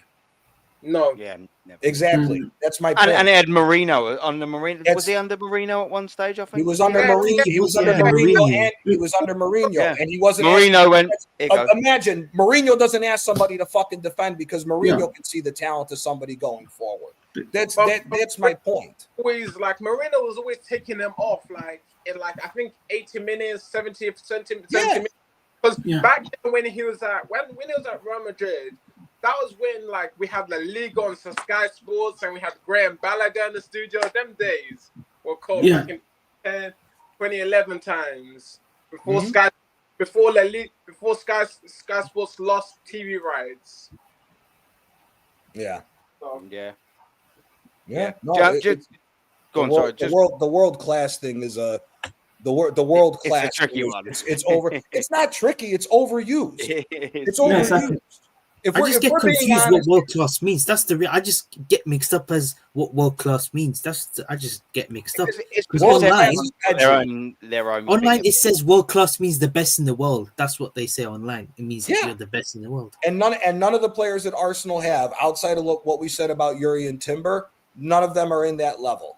None of our midfielders are close. None of our midfielders are as close to the level as Pedri. And this may be a hot take. None of our midfielders are close to the level of Federico Valverde.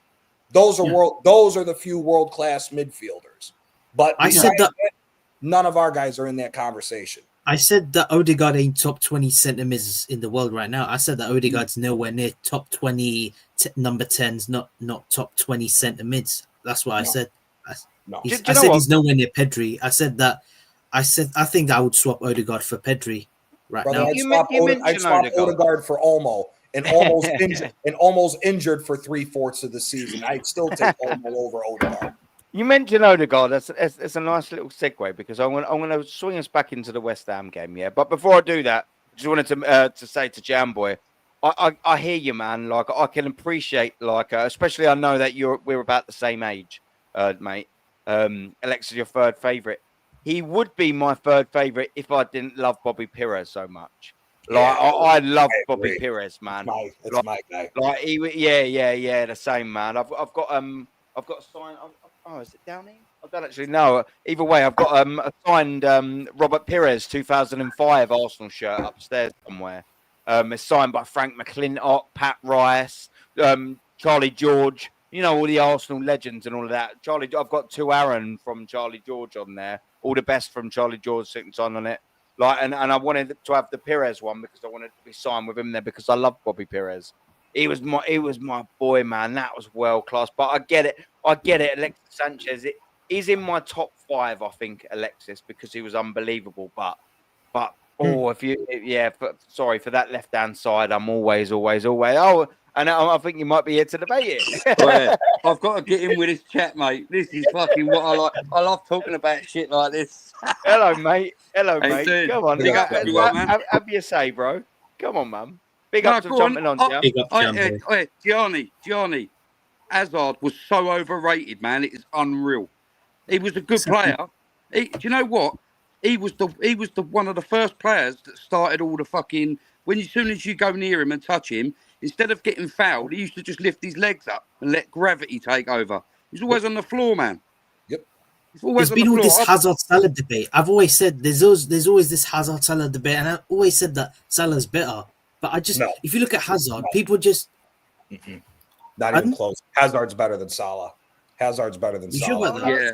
100%. Salah is a systems man, is a systems player, and I will tell you why. Mohamed Salah was big up Suze. Salah wasn't doing shit at Rome because Italy knows how to defend. Again, Salah is a pace merchant. Does he have a good touch on the ball? Yes. But the way that he is played is because they utilize his pace. That's why Slot keeps him up at the top and not having to check back so he can utilize his pace to attack immediately when they're in transition. If you go back and look at Salah at Rome, everybody locked his ass up. He was not that good at Rome. Hazard won a league was the main reason why Hazard won a league in France with that old Lille team, which got him the big move to Chelsea. And he was the main reason why that won. Rome, when they went to the Champions League semifinal, Salah wasn't even on the team. They were better when they got rid of him. Salah has been overrated by the system. I'm sorry. He's a good player. He's a stat stuffer, but Salah for me is not a better player than Hazard. That's my opinion. Yeah, Salah's just found the cup for him. Hazard or Neymar? Hazard or who? Neymar. Hazard. Yeah, I'm going Hazard. I'm not. Neymar went to League One when League One was nowhere near as competitive as it was in the early 2000s and didn't do a fucking thing. And whenever a good team showed up in League One, Neymar got bitch slapped and PSG lost the league. I'm not giving Neymar's another overrated player. Neymar is top 5 most overrated players of all time.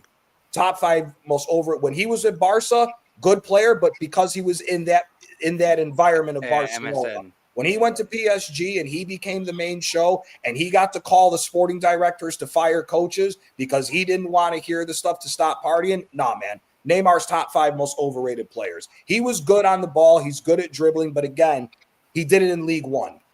He did it in League One for majority of his shit. I'm not doing that. Poster boy. Yeah. Brazilian. We've got Suge on the panel. Big up, Jed. Big up, Jed. Suze, you're right. I just want to comment real quick. It's one of the reasons why world class nowadays is less compared to what it was, because most players now, because they do this inverted shit, nobody can use their weaker foot any days. Back in the day, you had to have a right foot and a fucking left foot to be able to play for the big teams. Nowadays, these guys' left foot is just as bad as the 8-year-old's left foot.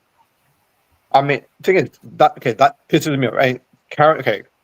Current generation outside of Arsenal, but in the Premier League, do we have any world class players? That's my question. Not if you're looking at Haaland. Arsenal. I think Haaland's a world class striker. Compared to goal scorer. Okay, goal scorer, yes. But other than that, maybe Salah as a right winger, maybe. Van Dijk and Alisson, I think you've got probably put in there. Okay, as them two. Yeah, fair. Alisson, I think definitely. Rodri for Man City, I think that's fair. But actually, just quickly. When you're running in there, I think Donnarumma is, yeah. Yes. The point actually Suji is making is, like, I'm starting to run dry already. Like, and you're right in it. Like, it's easy to go, all right, well, let's start at the best teams. Liverpool, Manchester City, and the rest of the world-class players are Barcelona. So it's about, you make the point exactly right. You name a couple, and then you just run dry very fucking quick, didn't you, sir? Tell you what, Aaron. Go on, Jake. Go.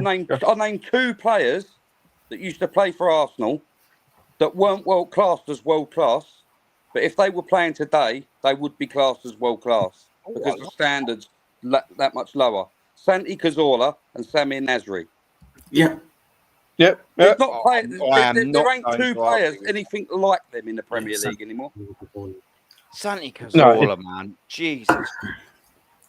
Santi Yeah. I mean, Cazorla. can you imagine a Santi in our team right Oh. now? Okay. Sorry. Oh. Let me take a Nasri. step back. Sorry, Let me take a Steve. step back. Any of these players without Arteta in the squad would be elite. Yep. Because we can lot talk of them. about bringing a Sanchez or an Ozu back into our squad. As long as we have a fucking Mikel Arteta there, they will all be slums. That also I is would- inarguable. I would rather go out and pick a little 6-year-old boy in the slums of Mumbai than pick any of these players because Arteta would just kill them. Mhm. Yeah, he does. He destroys talent, man. That's 100%. If you got any flair, go on, Gianni. Go on. I just want to add one thing. Here's the reason why I think that everybody is getting this confused when we talk about world class. Suj, John Boy, Aaron, Quaj, I don't know how old you are, but I don't want to. I'm guessing you're a little younger than us. I'm 41. 18. Okay, here's the difference. How old are you, Yeah. Central? Me? Yeah, how old are you, Central? Just quickly. I'm 31. Oh, okay, yeah, so yeah. you're- So you're- about our age. Yeah. You're our age. I Okay. think I'm Yeah, the oldest here. I seen most How of old the are you? players. 64, Suj? I'm 18 and No, that's listen. 19 soon. That's foul. No, listen. Your mum only knows this is 69. So relax now, right? Jesus. So what I want to say for the I guys in walked the into chat, that. for the guys in the chat and everything else that's asking who's Love it, world Suj. class or anything else, here's the difference. And who's John Boy and Aaron, everybody who's seen it would understand. The big difference of what we classify as world class is what we saw of older generations of football. These guys nowadays are athletes. They're not footballers. That's Not the even close. difference of what we say is world class. If you go back to these guys, all days could leave playing football and go be sprinters or anything else. The guys back in the day of the Italian 90s, the early 2000s, or the Premier League 90s and the early 2000s, the reason why Cristiano Ronaldo changed the game was because he was more of an athlete than a footballer when he came up. He became a footballer under the tutelage of Sir Alex Ferguson. But the older guys that we speak of, specifically the number 10 position, the number 10 position has died because, one, those guys were not athletes. They were gifted footballers. Nobody's going to sit here and try to tell us that Ozil was a great athlete. Ozil was a footballer. Same thing with any other we want to go down the line of. Does anybody remember Guti at Real Madrid? He was a footballer. He wasn't an athlete. And if we wanted to keep going down, I'll throw a name out there that may be a throwback to go back to what Suj was talking about. Back in the day, like Robert Pires played majority of his time on the right-hand side, but when he cut in, he shot with his fucking left foot, and you didn't know which foot was better than the other. That's what we talk about when we mean world class. Not all this we need to play inverted because these guys aren't as good on their left foot as the previous generation. So he needs to have the open corner on the side to be able to shoot it. No, that's not what we mean. We're talking about footballers. There's a difference between footballers and athletes. Xavi, Iniesta, and Busquets were not athletes. They were footballers. That's why that Barcelona midfield was next level. The old AC Milan with Baresi, Maldini, the best midfield trio. and all those guys were footballers. They were footballers. They utilized the ability that they had as athletes, but they were primarily footballers. That's the difference of what we're saying is world class compared to back in the day to what it is now. These guys are majority athletes. Figo, Zidane, R9. Exactly. None of those guys were athletes like that. Okay, all of these players we mentioned are world class. One step back from back in the day, Patrick Vieira. Yep. All right,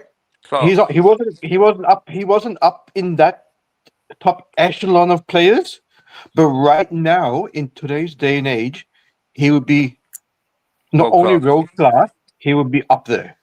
Yeah. If you look at it today, I think Vieira's top 10 greatest defensive midfielders of all time. Oh, Easy. 100%.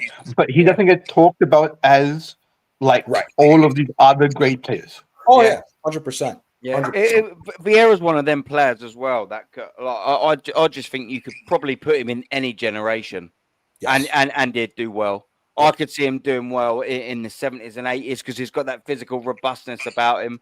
I reckon you could put him now and he'd be generational. If Patrick Vieira was in any midfield and any football team vying for trophies and have good players around him, like he would probably be one of, if not the best central midfield. Well, actually, no, I'm just going to cut it short. If Patrick Vieira was playing, he'd be the best central midfielder in the world. Rodri wouldn't even be spoken about.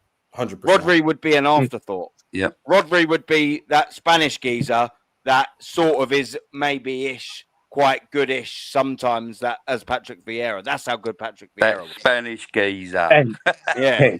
can, Just that Spanish geezer that ain't Rich as good as breeder. Patrick Vieira. Yeah, that's it. can you imagine a Patrick Vieira in the squad right now? He would have put a tattoo on the floor. Oh, Yep. Well, but it'd have had him probably old Michael Myers, and they'd probably just lifted him up, wouldn't he, by his arm and just dive straight in there, wouldn't it, If mate? Patrick Honestly. Vieira was at Arsenal now, I think Arteta would have got rid of him by now. 100%. Because he don't like players that have got mouths, does he? Yeah, mate, Patrick. If we had Patrick Vieira, if we had Patrick Vieira, Arteta probably Aubameyang doesn't leave. Vieira. Do you know why? Because the players probably would have listened to Patrick. Yeah. Aubameyang That's the doesn't leave. leader. Aubameyang doesn't leave. Yeah. If That's the leader. imagine Arteta trying to approach Aubameyang to basically say, I mean, I'm sure people have heard me say it in the past, but we all remember when Troops was talking about it, because Troops would know because he knew Aubameyang like that. It was basically because Aubameyang got forced out because he was late coming back from checking on his mother who had cancer. Now, anybody who is a captain, a manager should know this off the top, but clearly he doesn't because he's a fucking idiot.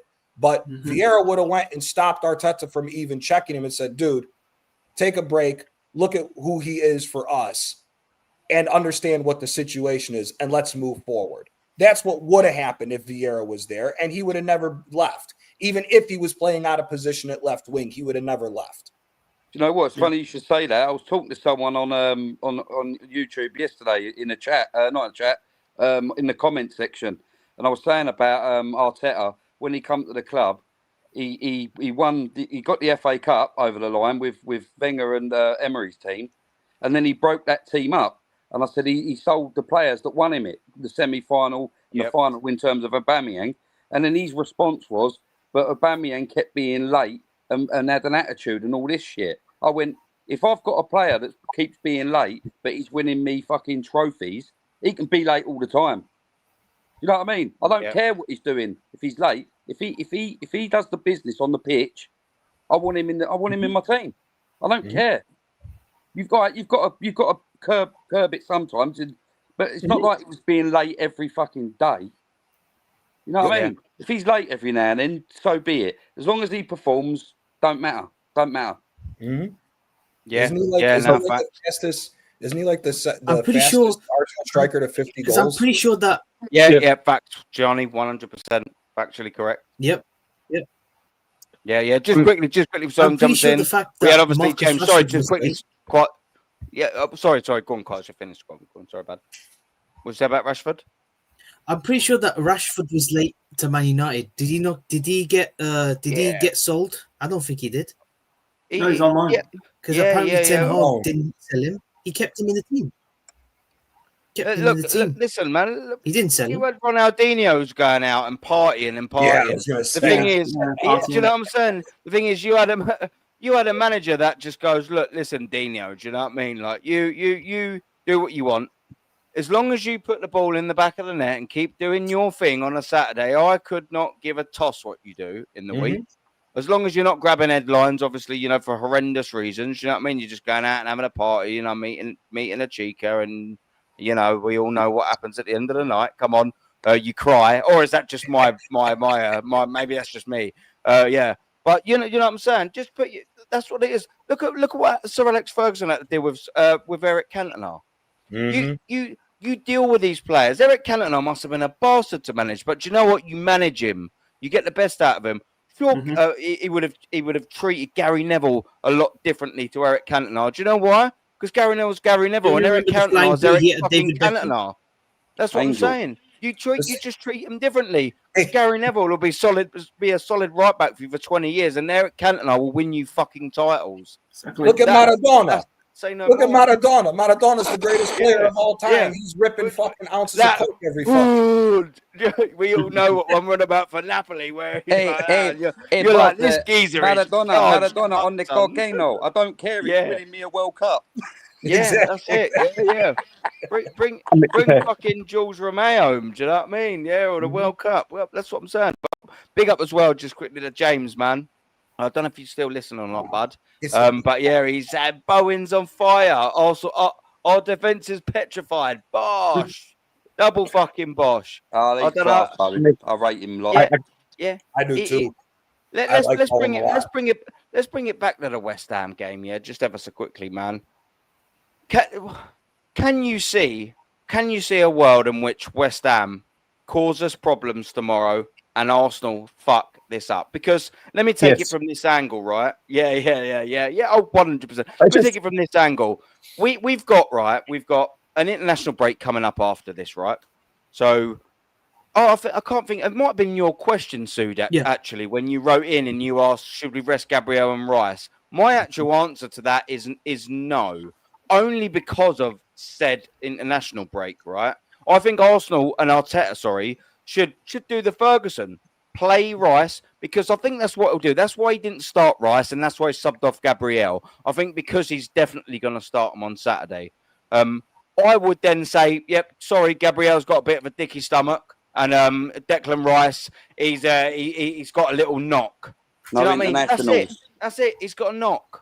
Yeah, that's it. He's got a knock. Yeah. Sorry, Gabriel's got a bug, Think and smart. he's got a knock. Do you know what I mean? And then give him there, because Suj, I don't know whether you heard or not, or you was in the chat. I actually started very early by saying something that you'd said to me on numerous occasions, because you'd sent in statistical facts about Rice.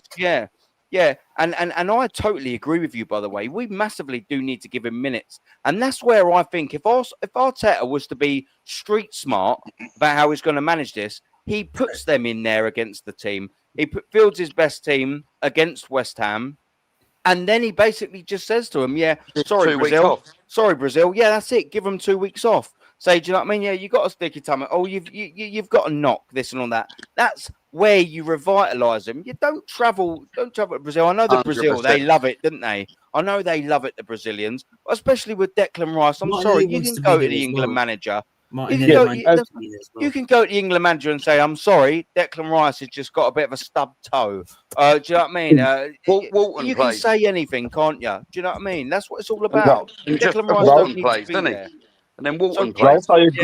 Whilst I agree with that, the only thing that I disagree with is Arteta wants these players going on international because that will boost his ego and his brand by saying, oh, look, I got these players into the international team under my guidance.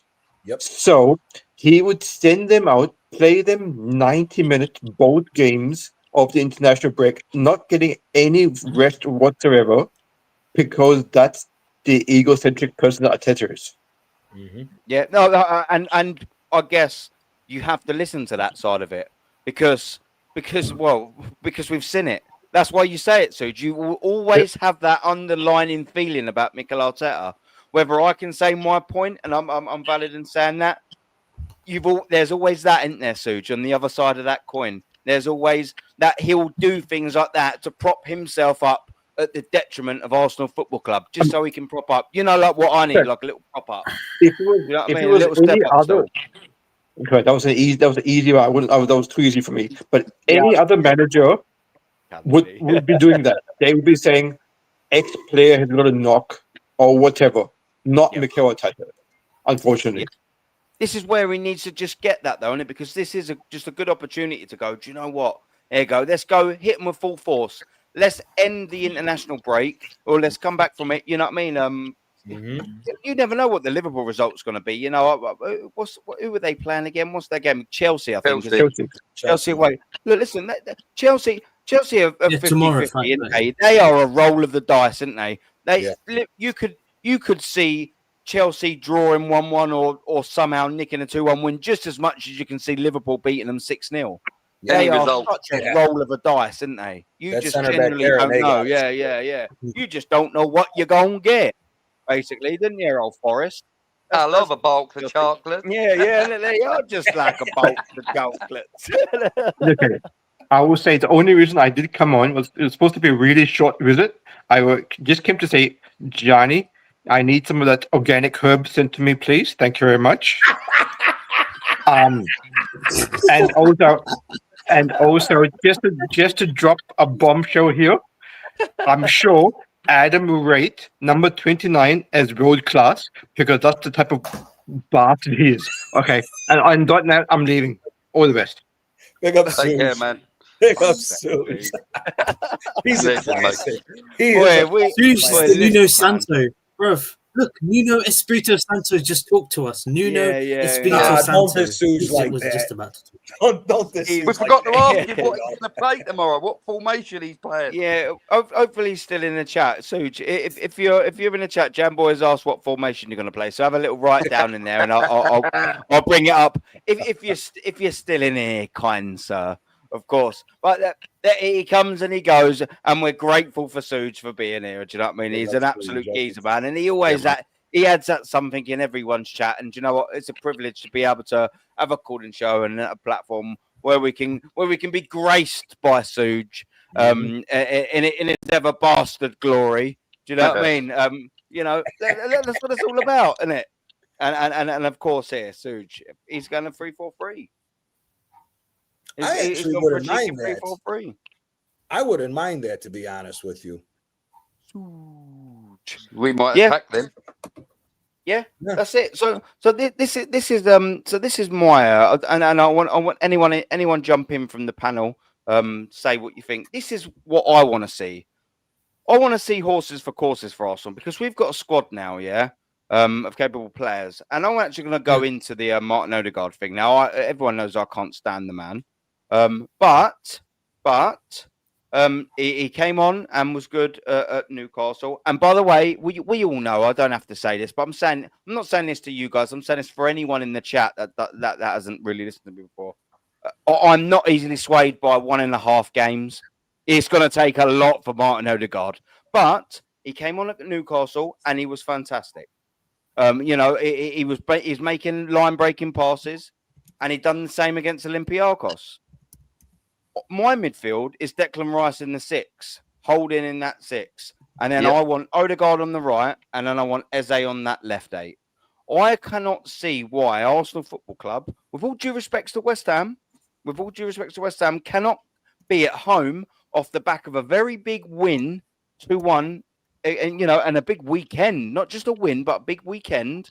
Off the back of that, big up BBK Sports. The link's up there if you want to jump on, my brother. You're always more than welcome, my friend. Absolute legend. You haven't already. BBK Sports, go and do that. Come on, Taron's an absolute geezer, like me, but he's even better. He's got a T in front of it.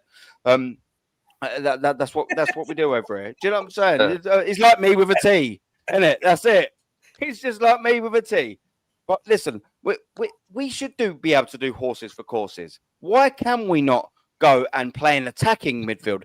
If we can play a defensive midfield, i.e. Mourinho, Zubamendi and Declan Rice against Anfield and at the Emirates against Manchester City, why can't we play an attacking one at home against West Ham?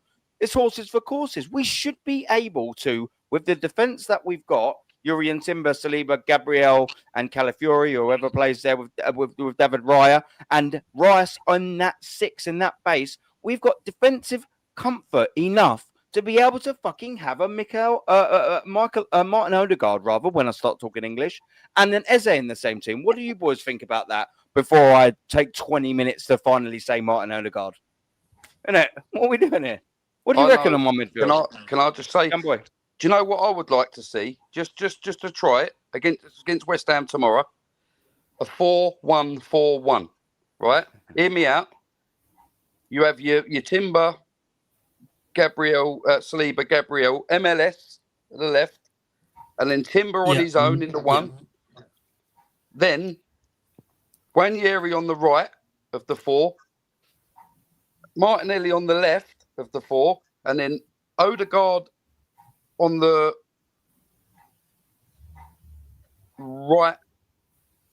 left-hand side of the Odegaard on the right-hand side of the middle, and then Eze on the left-hand side of the middle. So they're the two in the centre, and then Gyökeres up top. That's what I'd like to see, because that is all out attacking. Yeah. No, That's what I'd like to see. Yep. Yeah. Sorry, my missus has just come in. Yeah. No, that's all good. No, I would like to see. I'd like to see Mikel Arteta. This is asking for a lot, so we'll see what happens. But I'd like to see Mikel Arteta put a mixture together of taking a page out of Mourinho's book, but also Luis Enrique. I'd like to see a 4-2-3-1, but the three underneath Gyökeres being Nwaneri, Eze, and Trossard, but having the three of them have the freedom to change in and out of different positions. If you want to line Trossard up as the left-sided 10, Eze is the center 10, and on the right-sided 10, Ethan Nwaneri or Max Dowman for that matter. I would like to see some fluidity underneath Gyökeres so that he can actually get some fucking service. Because as long as we keep playing wide and we play touchline wingers, I'm afraid that we're still going to be playing Havertz-esque. Because in my opinion, I think Gyökeres is getting stuck to playing just like Havertz, because as soon as Havertz comes back, I think he's getting the start over Gyökeres, because everyone thought he was going to come in and just start scoring a goal a game, and it hasn't happened, and we're not getting him service. So I'd like to see that. If I was going to pull something crazy, I'd like to see a 4-4-2 diamond midfield. I'd like to see 1 year. I'd like to see Zubimendi holding, Rice on the right-hand side, left-hand side, Ethan Nwaneri, number 10, Eze, Saka, secondary striker, Gyökeres is the striker. Basically, we just want to see a change-up, something a bit more attacking. Yes. Or if you want to give Saka, if you want to put Saka to the number 10, put Trossard up there with Gyökeres as the secondary striker. Either way, we need to start getting Gyökeres involved more and start utilizing an actual striker instead of this false nine shit. Yeah, no, facts, man. I'll be fine with that. Yeah. Look, do you know what? It's one of them things as well. It's like, what we all saying? There's direct correlation between everything what we're saying and what Arsenal are actually doing.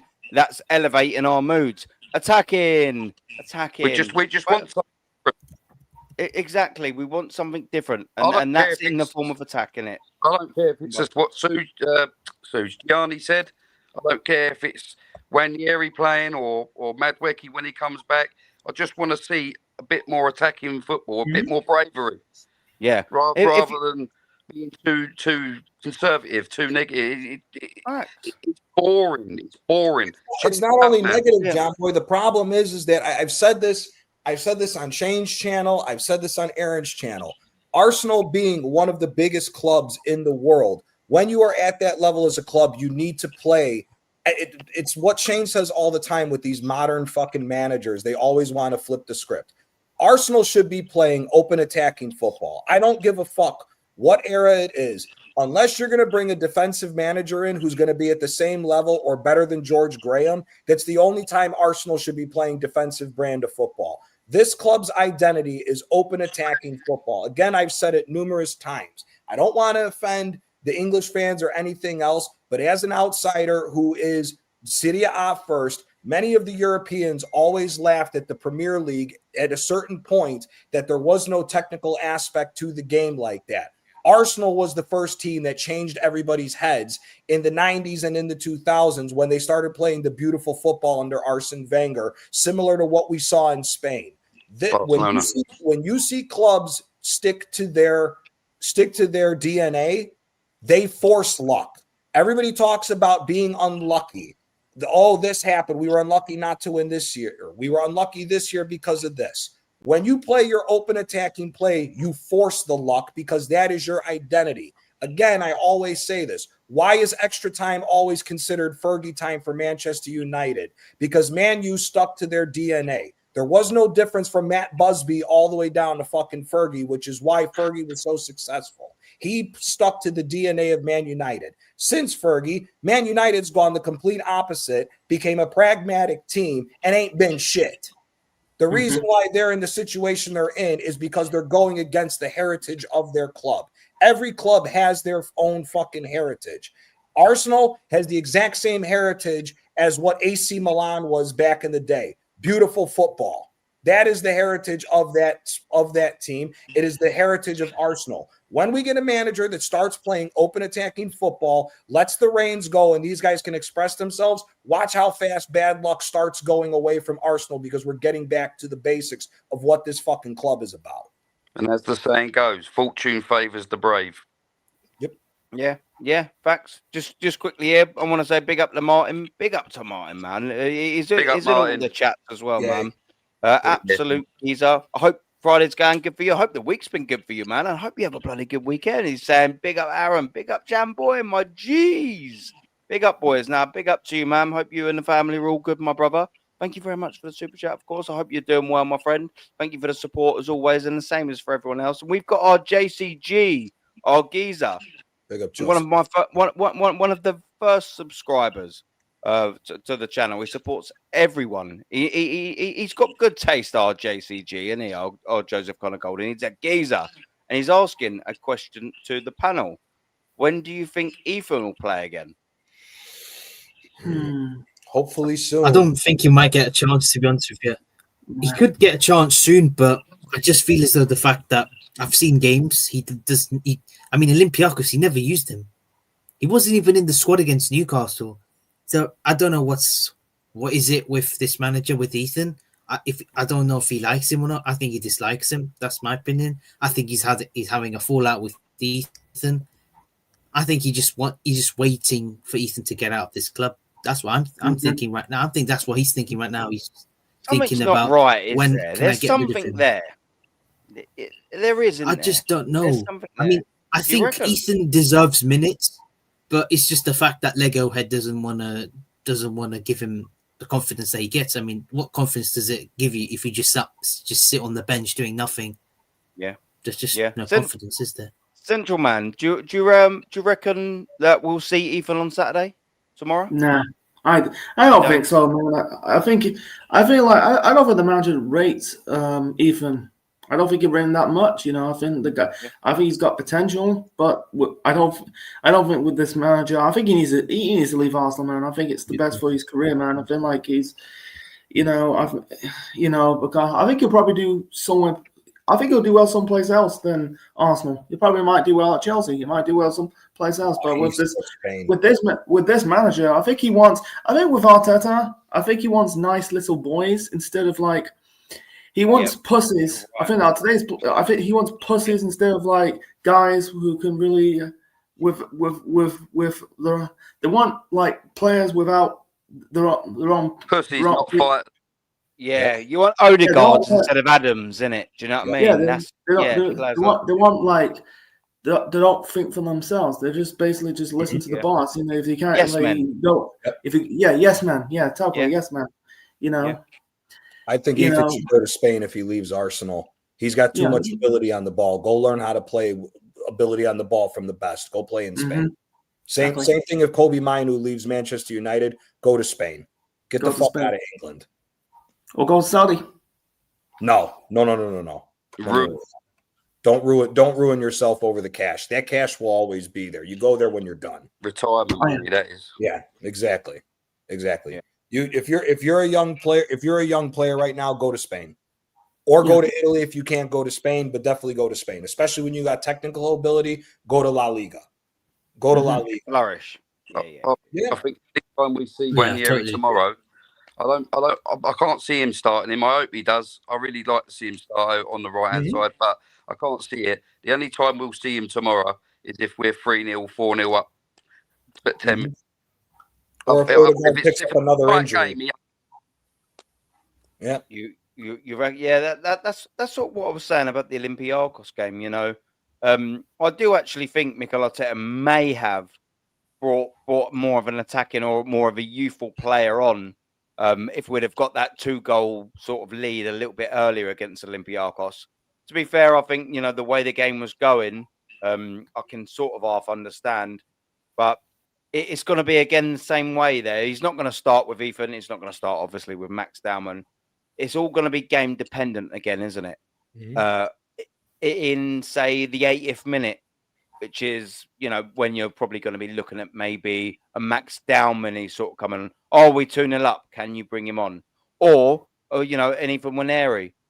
Like, are you going to bring him on? Is he going to spark something? The thing is with Ethan Waneri now, is if you haven't already started with an attacking midfield, like say my midfield for argument's sake, Declan Rice is a 6, and you've got Odegaard on the right, and you've got an Eze on the left. If that ain't working, fair to bring on Eze, you bring him on the right for Saka, you bring Saka on the left, you put. There are options there. There are options there. I just don't know if Mikel Arteta's got it in him. The only thing I can see is if we're 2 or 3-0 up against West Ham, and it's 70 minutes, 75 minutes, and the game's comfortable. That's the only time I can possibly see an Ethan Waneri and a Max Dowman coming on. Because if I think anything's in the balance or anything like that, I think Mikel Arteta won't do it. I really don't. And do you know what as well? I think if he does go a little bit more defensive, let's just say I don't get the midfield I want, I reckon he'll bring other players on instead of Ethan Waneri. And that is frustrating because he's a talent. He needs to be nurtured. Granted, yeah. Look at how much money that we've ran up and we haven't sold nobody. That could be the other thing that we don't see as well, because let's say Ethan Waneri gets sold for 20, 30 million pounds. It's pure profit, which is something Arsenal's going to need because we haven't been a good club at selling players, and we've ran up a $1.2 billion tab. And PSR is something that we have to remember is kicking the shit out of a lot of these clubs right now. So that could be another reason why he's playing Ethan Waneri. What you mean? Like Ethan could be in the bank for a quick sell? Yes. Like, yeah. That'll be a big. I hope not. And I'll tell you what. I hope not either. But I mean, that's the only thing. I mean, look, let's be honest here. Martin Odegaard should never start for this fucking club again. I don't care what anybody says. Martin Odegaard should never start for this club again. I'm sorry. The amount of times that we've seen when we got Gyökeres, the amount of times where Gyökeres is trying to make a run across the field for Odegaard to put a one-time through ball so that Gyökeres can just be in on net or beat the last defender, he constantly stops the ball and plays backwards. That alone, this cocksucker should never play for Arsenal again. That alone, he should never start for us again. I'm sorry. Yeah. Eze should be the full-time. Eze should be the full-time guy. I mean, again, I'm sorry, man. 60 million fucking pounds for a bench player. You got to be fucking kidding me. Yeah. We're fucking up our own finances at that realm. Again, everyone here, I'm sure, knows that I'm a Napoli fan. If Napoli could fucking get 300, if Napoli could get 300 million from Arsenal, we'd be slapping the fuck out of Serie A for the next 5 years if we could get that much money. That's part of the thing that's lost in translation is how much difference the money is available. $60 million. I mean, here, Eze and Madueke was 112 million pounds, the two of them, and they're both bench players. That's ridiculous. That's ridiculous. Yeah. No, I hear what you're saying with that. Napoli are my Italian team as well. Do you know what? Fratello. Forza Napoli. You know what, man? Yeah, I've always liked Roma, man. They've always liked them. And that's when I keep saying when Napoli first won that league title, the first one, not the most recent one, the first one. Yeah, I was watching a lot of Italian football, and as soon as I see Kvaratskhelia, I went, Arsenal, go and buy him, get him. And then he went another season, they didn't win it. Then they won it again. Arsenal beat Napoli to Kvaratskhelia, John Boy. Arsenal was the first team that scouted him. No. Yeah. Arsenal didn't want to pay the extra $2.5 million that Napoli offered. Fuck I didn't know that, man. Fuck. Yeah. He was in Russia. The war broke out. He went back to the Georgian league. Napoli offered them $10 million halfway through the year after Arsenal was the first one to scout him. Arsenal said 7.5 million. They came back and said Napoli offered 10. Can you beat it? They came back and said we'll give you 8.5 million at the most, and they took the Napoli offer. Arsenal was the first team that scouted Varashelia. Fuck it. Yeah. Absolute bollocks. Can I just make this as well clear? Do you know what? I've got a couple of teams that I've always liked. I've never really had an Italian team. Do you know what? For you, Gianni, my fucking geezer,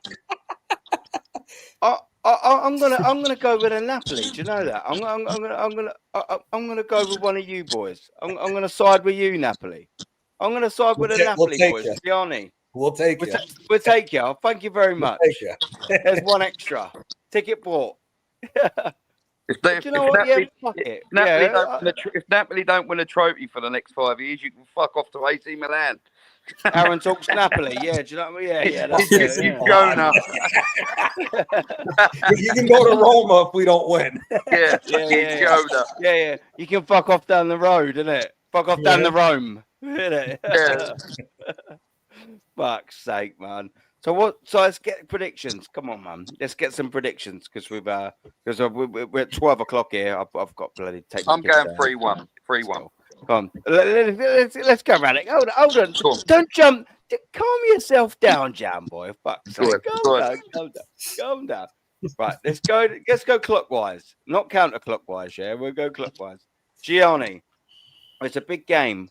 Arsenal Football Club have the opportunity to put a bit of pressure, get another win on the board, get the little hoodoo of not being able to bloody beat West Ham at home. Is Kilman or Tadibo hurt?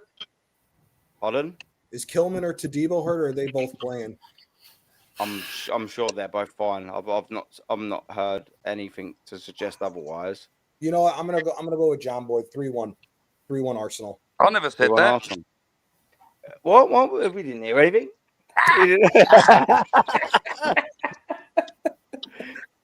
Yeah, you the geezer, isn't he? So you're going 3-1 Arsenal. 3-1 Arsenal. Central Man, what's your predictions, my brother? 3-1. Oh, we're going 3-1. Fuck's sake, I like 3-1. I know. Kwaja, if you say 3-1, what's the score, Kwaja? Go on, you want to say 3-1 and all, didn't you, you bastard? I was going to say either a stinky 2-0 win or a 3-1, but in my head it's saying 3-1. I said it to Views. Bro. It's going to be a 3-1 You said win. 3-1, I said it on Change Goodness, full Irish 3-1. So yeah, 3-1. Jam boy? 1-0 West Ham. I'm gonna go with Gianni and say 3-1. 3-1 Arsenal. Yeah. You know what, mate? Honestly, right? I'm the same. I think it's going to be 3-1. Everyone's literally gone for 3-1. As soon as you said 3, I was like, oh, I like 3-1. Jonathan, everyone's gone for the 3-1. I think that's that's the right score it should be. As long as it ain't the other way round. Yeah, one bloody 100%. Yeah. We got the score right. 100%. Yeah. Could you imagine? Do you know what I mean? If he loses to this West Ham team 3-1, he should be fired on the fucking spot. My dad's a West Ham fan. I can't take another fucking loss at home to them fuckers. Yeah. Same as me. Mate, I've done a little watch along with my old man last year live on there. Yeah. And as soon as that Bowen, was it Bowen or whoever got the goal? Schoolboy era, Aaron. Schoolboy era. All of that. I know, yeah. That's why I'm going to the stadium this week. That's why I'm going to the stadium where I was like, I'm not getting the belly again, Dad. Yeah. I'm not getting that treatment again. I think we're doomed tomorrow. We ain't losing 3 on the trot at home to them. Look, we've got to use that as a bit of a springboard, haven't we? You know, and if we do if we do turn up tomorrow, put in a decent performance, and we do, let's just say 3-1. Let's just go with our score 3-1. We do get that in there. I'm sorry, but you know that should then be a bit of a platform for us to go on a bit of a run. You know, I expect us then to. I implore us to. I hope that we do. They've got to come back from that. Sorry, mate. Saka usually scores against West Ham as well. Yeah. Well, please give me more. Do you know what I mean? Keep it coming, for fuck's sake. You know what I mean? We need it. Show it. That's it. Score the winner, Saka. Then. Do you know what I mean? I mean, aside from the penalty that he missed, you know, in the in that 2-2 draw and that fucking 8-point bottle job season. Apart from that one, I thought you were about to say the penalty he missed in the Euros. I'm like, no. We won. He was all good with that. Yeah. No. You knew I weren't referring to that, Gianni. You just wanted to bring that up, didn't you? That's all. You just wanted to win. You just wanted to bring up that Italy won that competition. Fuck off, Gianni. I'm way too wise for that bullshit, man. Fucking trying to kid a kidder over here. Look at a geezer over here. Bullshitter. Gianni. I'm in the dictionary under that name. So, Mum, look. To round it all off, it's got to be a win, innit? And do you know what I mean? It has to be must. A good performance, boys, innit? That's what we need more and more anything. A good performance and a good win.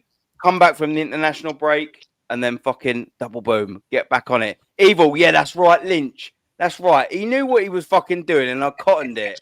Oh yeah. It was nothing about it. It was just to get the win in the Euros. Yeah. Exactly right. Italians. Yeah. I spoke to this man for some hours now offline. Yeah. I'm getting. Yeah. I'm learning about this guy over here. But listen, thank you very much for everyone in the chat, of course, for the consistent support. Yeah, big up the chat, man. Yeah, the chat. That's what it's all about, man. Every single person in the chat, whether you've been here, you've left, you've come back, great. Whether you're a member or a mod, you've put in your super chats, absolute legends, man. I appreciate every single one on the panel. We got Gianni, one an absolute geezer. We got Central, he's an absolute geezer. We got COYG, geezer. We got Jamboy, we've had the privilege of meeting, geezer. We also previously had Rook on. We had E20 Zone TV. Rashid as well was on earlier. James. This is what it's all about. That's it. James is absolute geezer at E20 Zone. I went Suge. Never forget. Let's not forget the fucking twat in the chat. Nuno. You should have told us if Jared Bowen was going to start. Listen, man. The bloke